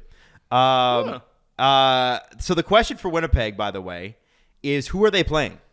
Are they playing Vegas or are they playing Edmonton? Because both Vegas and Edmonton won last night, in case you're wondering if Game 82 will matter, which means both teams are fighting for the chance to play Winnipeg rather than the other opponent, which is the Los Angeles Kings, who are only a couple of points behind both of them, but I think their time just ran out, right? I dare either of you to take Winnipeg in either of those series.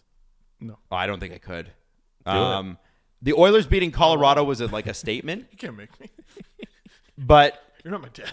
if Vegas wins its next game, it would play Winnipeg. But if it does falter, Edmonton could take over if they win, and that would have serious. I'm interested about this because if Edmonton, excuse me, let me start this again. If Vegas wins their next game, it's going to play Winnipeg. If it falters and Edmonton takes over, that could seriously affect the Los Angeles Kings.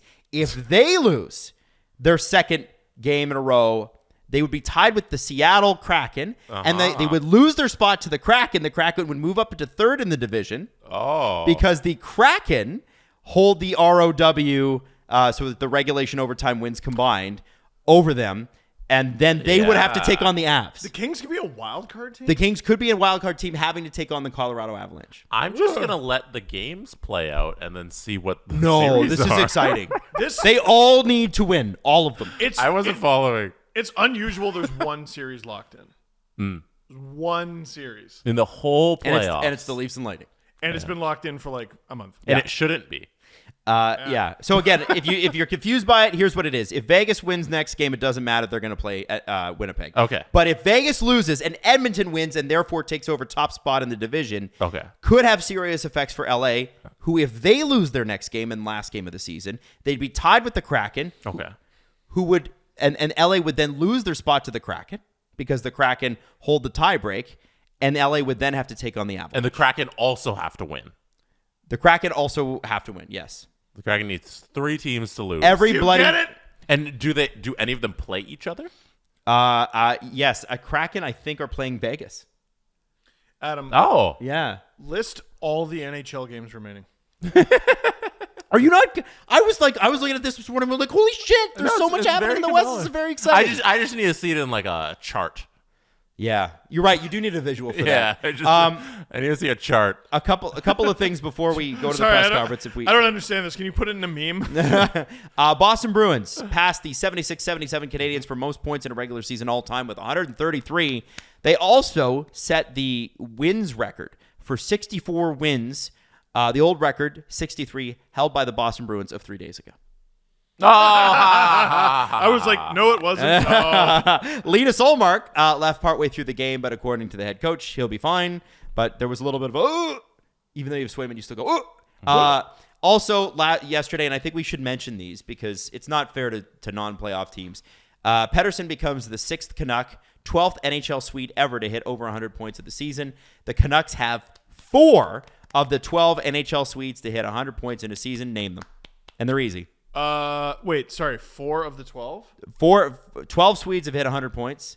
The 4 of Canucks them have had have 4 been of them. Who have they been? Well, Elias Pettersson, Henrik and Daniel, and then Who was the star pre-Henrik and Daniel? Come on. Oh, Marcus Naslund. That's right. Man, Henrik and Daniel were so good that he's like almost forgettable. Oh, yeah, the Bertuzzi, Naslund, Brendan Morrison era. They were really, They were really good. amazing, and no Marcus one talks Naslund, about it. NHL cover athlete. Oh, there you Yes. Yeah. The one thing that would have been interesting if he ever hit 100, you could have included Matt Sundin. go. He did. Matt Sundin never hit 100, eh? I think I don't No, think so. he was a Canuck not as a Canuck. No, but he hit it as he did hit as a Nord. Yeah, but Yeah, he hit it as a What, Nordic. what was his 1 year with Oh, the wait. Canuck? It was like 114 was his 1 year that he did it. He was actually good in his 1 year as Yeah, a Canuck. it wasn't He 100. just played half the game. 28 points in 41 games, not bad. Oh, so that was only 41 games. And he had Yeah. 8 points wow. in 8 games in the playoffs. He was good. Okay. It's just the team wasn't. Yeah. Yeah. Too bad. Jack Hughes also set the Devils record for points in a season with 97, surpassing 32 because Yeah, they're I the know. New Jersey Devils. I know. And Patrick Eliash in 2000-2001 set the record with 96. Jay Pandolfo. I know. Yeah. It's crazy. Wow. Had 16 points in a season once, set a Devils all-time record. Dinah Zubris. Think of all the great goal scorers that have played for the Devils. Shanahan, Kovalchuk. Scott Gomez. There have been Dave Clarkson. Let's go. None of them hit 50 goals. Brian Giunta holds the record because I had to look it up. Ken Clee. 48 Alex goals Suglebov. in 05-06. Hughes has 43 this year, so he's probably not going to pass him with one game to go unless he has an outrageous game. 3-point night. But I think Hughes is most likely to pass him in the coming season. Brodeur is 10th on that list. I bet he with is. 3. I bet he fucking is. Yeah. They also eliminated the Sabres, who had a good run yesterday. Ah, And one day, and it's not today, I want to have a conversation with Detroit Red Wings fans. I want to have a chat because at some point, you're going to have to convince me that they've turned a corner. Now, if they get Connor Bedard this year because they're in the lottery, different conversation. But at some point, someone's going to have to step up and become what the Sabres did this year because we are in half a decade where they have been in the lottery every year. Half a decade. Red Wings get Bedard, they win a cup, and they win it fast. Yes. But if they don't, and this new lottery pick needs 3 or 4 more years to develop, like the rest of them have, at what point are we starting to say, okay, when do you turn a corner here? Not today. But from what I'm seeing for Red Wings Twitter, they're kind of fed up with it. I'm higher on the Red Wings than maybe they are. I get that. But at some point, I was also higher on the Canucks. So it's nice to be high on a team. They have to do it. I thought not today. You're right. Not today. It's not today. Let's get into the Sebastian Cossack conversation. Press conference. Let's go. All right. For the press conference, I think we should answer the most asked question. Where are you guys? And the answer to that is not Adam's house. No. This is not his new house. This is Studio 1. It's one of our other... this is Studio 1? Studio 3. Oh, my No, God. this is Studio 3. I don't even know the name of the studios. And I named them. You named them. Studio 3 that we built here. I don't know. Should we do like every Friday here or something? We can. Like, I don't know. I don't know. Well, I like it. It's We great. should come It's in fun. here every once in a It's while. nice. Absolutely. So- Fern Day. Every Fern day. Oh, no. The ferns are fake, by the way. The main studio. Oh, hey. Oh no, they're super real. Hey, I water them every day. Yeah. Studio 1 is under construction. The wall is one of the walls is going in, so that's why we're not there right now. And will anybody see that wall? No. But what it will do is reduce the glare on the TV screen. Actually, no, it won't. No. It will reduce some echo in the room. Add glare. There'll be more glare. Yeah, we're putting a bunch of glass on the wall so that it bounces off the TV and creates more glare. We bought a bunch of glare. Yeah. Actually, yeah, we bought, because you were saying that you got like a screen for it to be non-glare, right? Yeah. So we went out and we said, Jesse, we think we need more, so we're going to have the pro glare screen out there. I'm very, very excited to show that off. It's going to shine right into your eyeballs as you watch this video. It's funny. We walked into here at one point and we were setting up sort of the ideas for the studios, and I looked at Jesse and I'm like, this feels like a room that could use some exposed brick. Yeah. And so Jesse was like, say no more. And we ended up with this. Yeah, usually how things go, they'll be like, Steve and Adam will throw in an idea, and I'll be like, okay, that's my project. Well, you could ask for help, but you never do. One thing you need to know, here's what Jesse does. Jesse will not ask for help, not ask for help, not ask for help. It'll get done. And then we'll be like, wow, how'd you do that? It seems like a lot of work. He's like, I'm fine. Yeah, well, Clearly exhausted. I'm fine. you should ask for help from people that you know will be helpful. Wow. And there was really no way you two would have been helpful in this situation. Steve would have not shown up to any of the meetings with the construction company. Adam would have made no decisions on the chairs or the tables. But I built the chairs. I want you to know. No, you were Adam. the You chairs. also were helpful, and I did ask for a lot of your help in building some of the. Do you the ever stuff. think it's funny that your birthday's so close to Easter? Why? Oh, just given the story. What? I'm Is Jesse Jesus? like? Oh, just you're up here dying for our sins, building the whole thing yourself. Oh yeah. Appreciate it, man. Yeah, And he sure loves to bear that cross for us, doesn't Yeah, he? no, I have to hold this. I have to hold the cross for this network, keep it afloat. Make sure we have studios. But yeah, so this is going to be one we're not sure what totally we'll use this for all the time, but obviously in a pinch, it's a good one to jump into. So it's kind of good. It's a nice casual. It makes us look like podcast douchebags. Like let's put that out there. Yeah. But it's fun. Here's how you become a millionaire fast. Misogyny. End of video. And you're not making enough money. Yeah. You worthless piece of shit. I saw a guy on TikTok this morning sit in a studio just like this and say, you know what really changed things for me? The guy's like, I don't know what. The guy's like, seeing Kylie Jenner on the cover of Forbes. And he's like, at that point, this is what this guy said. He's like, at that point, I was pulling in 15 to 17 million a year. And I thought that was good. What? He's like, but I was never going to be a billionaire at that number. And he said, what I needed to understand was brand. Oh, yeah. And I'm like, what the fuck is this guy talking about? Good that you're rich. Cool. Good for you. But that was the whole conversation. Then it's like, you should follow. Blah, blah, blah. You know those top 20 most influential people under 30 or whatever list that Forbes does? Yeah. You have to pay to get on those.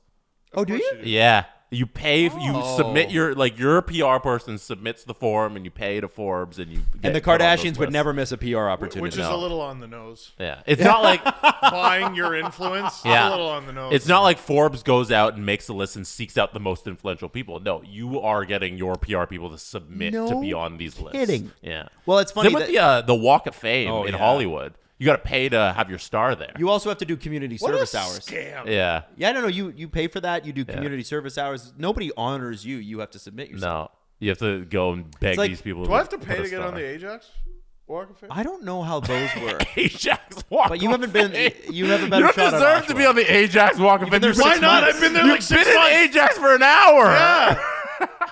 What have you done Scarborough for Walk of Ajax? Scarborough Yeah, did that too. makes more Scarborough have sense. one? The Scarborough Ryerson does have a one. Walk of Fame. Is your mom on it? I think she is. Oh, nice. Isn't I that think crazy? she is. Yeah. That is a wild question for me to ask and answer for you to have. She might be. She might be. Is your mom in the Scarborough Walk of Fame? And your answer is, I think so, but I don't know. I don't actually know. Yeah, I think there was a thing. Yeah. Ryerson or TMU Hall of Fame. Like, you should. Have you talked to them about that? You probably have to pay for that too. Because that's not the sort of thing where you call up this. Hey, have you decided I'm important?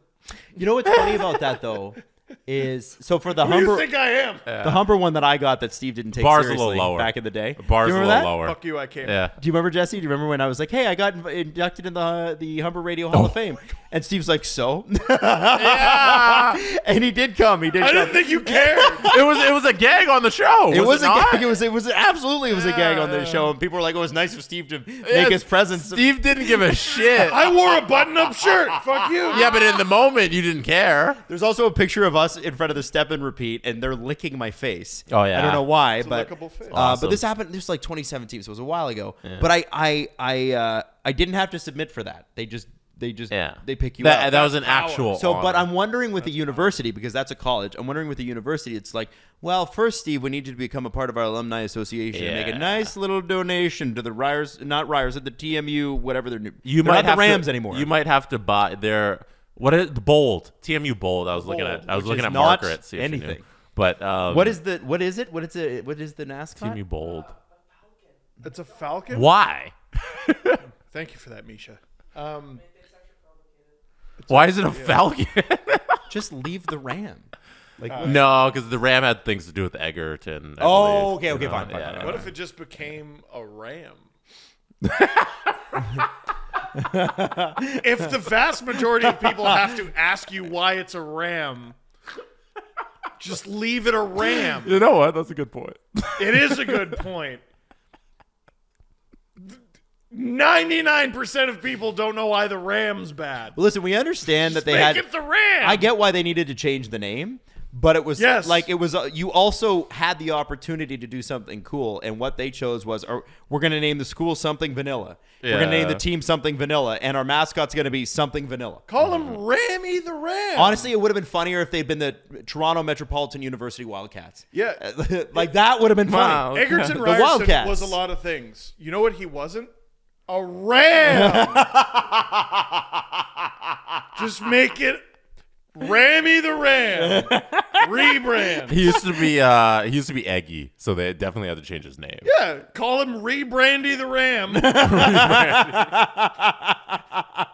Just leave it. I went there 4 years. I had no idea about the Ram. Oh no, No, I didn't know. No idea. Adam, you don't count. I went for a year You went for like and a promptly left. semester. And I By the didn't get way, it either. I'm not making a donation. I never missed a tuition payment though. Oh yeah, that was the whole point of this. Yeah. You need to get on the alumni association. That's what it is. They No, want I you know. to, because when you go to university, I don't it's want it's like not it's the thing. It's like, well, if you make a donation, that you're part of the board of the trustees, Yeah. Yeah. and then you can get into those things because then you can work the politics, so you get voted in. Yeah. That's how you get it. What if You I got to just- work the system. What if I just want nice weather and to have an amaretto on ice? Well, then Outside. I would say You continue don't doing what you're be doing. in the RTA Hall of Fame. I don't need it. All right. I can tell you how much my He's too I good can- for it. I'm so great. I'm, don't I'm need proud that of honor? I'm proud of being in the Humber Radio Hall of Fame, but I can tell you that it has changed my life exactly nothing. It changed it a little. We went to a no. big party. We did go to the party, and the party Yeah. was nice, and my parents were proud. yeah. You found out things about your friends. You found out I don't give a shit. Yeah. Yeah. Well, it's you gave a speech. I did. Yeah. It's not high enough on the list to reach Steve's bar, but yeah, I did give a speech. Yeah. Which I think I winged. I don't know if it was any good. I don't know. No, it I don't wasn't. remember. Okay, all right. Go. Well, there you go. Anyway, I was like, this is why I didn't want to come. anyway, Studio 3. Oh yeah. Oh yeah, It's at it's called TMU. the Ram Memorial Studio. Well, just It's hard. Let's call it the Called Ram. the Ram and the Rye. Hey, $2 beers back in 2015. I or want it. whatever I was want it there. to be in letters up here. What if it was just a ram? What if it was just a ram? It's an animal. It's fine that it's a ram. That's all I'm saying. Anyway, For anybody listening who has no idea what this place looks like, we are there's a brick wall. We have high leatherback chairs that look very vintage, and we have a bunch of fake ferns. that's Here, right. Listen, So, feel that brick. it's Hear real it. brick. Good brick. Try not to hit it too Brick. hard. Try not to hit it too hard. Yeah. Because it might be drywall. It's not drywall. we got real brick in here. No, it's Maddie, a really zoom good in. painter. Show these people. It's not like Show the brick. Show the brick. No, Actually, we it can't is. It zoom is. in. You you can feel can't. it. You No. can feel it. It's Here, I'll there. just bang it a few more times. they're real brick pieces. Yeah. There you go. It's not like Adam's place. My Well, place was okay. real brick. That was actually No, real I'm brick. talking about the studio. Nobody saw your house. I don't like how you my designed this. apartment. No, I'm talking about the studio. Oh, you mean at the house? Oh yeah. No, You that should was have fake. designed it differently. You should have designed it so that there were a bunch of flimsy pieces of foam on the wall that I would brush past and knock off the wall every fucking time. Every fucking time. That actually happened. And Steve Scotch would be like, "We got to fix that." And we never did. How long did it take you to build one TV stand? As long as it took to get it built. And then I built another one because I was not deterred. Yeah. I seem to remember that studio took the entire length of a South Park season Yeah. because that's what we watched the entire And time. Steve did one thing that whole time was build one The TV hardest thing. You and Adam put I mean, together like, shitty IKEA furniture. 8 tables and 6 chairs, and Steve built one TV Any stand. toddler could have built that shit. Did But it took a Leo go man up, like- to build those TV stands? How many grades did Leo graduate by the time he built the TV stand? Listen, he starts his rookie year in the OHL next week, and he's gonna play for the what team did I play for? I already forget the Plymouth Whalers. There you go. Just like his father. Just like his daddy. Yep. Yeah, and you're gonna watch that on your TV stand. Yeah. That's right. That I brought here. Yeah. Steve, by the way, was the TV stands. We still use them, We do. and Steve was asking for him. He was like, "What are we gonna do with those TV stands? You could use a TV stand out in Jack's." Well, maybe I want to. I wouldn't want to build one again. I wouldn't want to spend the $30 from Amazon to get another one. Well, no, it's not buying it. That It's was the building. not $30. It's Was the it building. $30? Yeah, it was. Yeah, Yeah, it was maybe a that little studio more. was put together with tape and glue, man. That Oh, was a yeah. cheap studio, but we managed it. And now, listen to that. Expensive. Here, let's see if I can hit it harder. No. Anyway, we'll leave it at that. We'll see you Friday. There's so much to get figured out through there. Do you guys want me to run through the Vegas thing again, or is that too long? I just want to Yeah. see what happens if I throw this black puck at that white Please don't ball. do that. We'll see you on Friday. The Steve Dangle Podcast. Powered by Sports Interaction. Want to bet?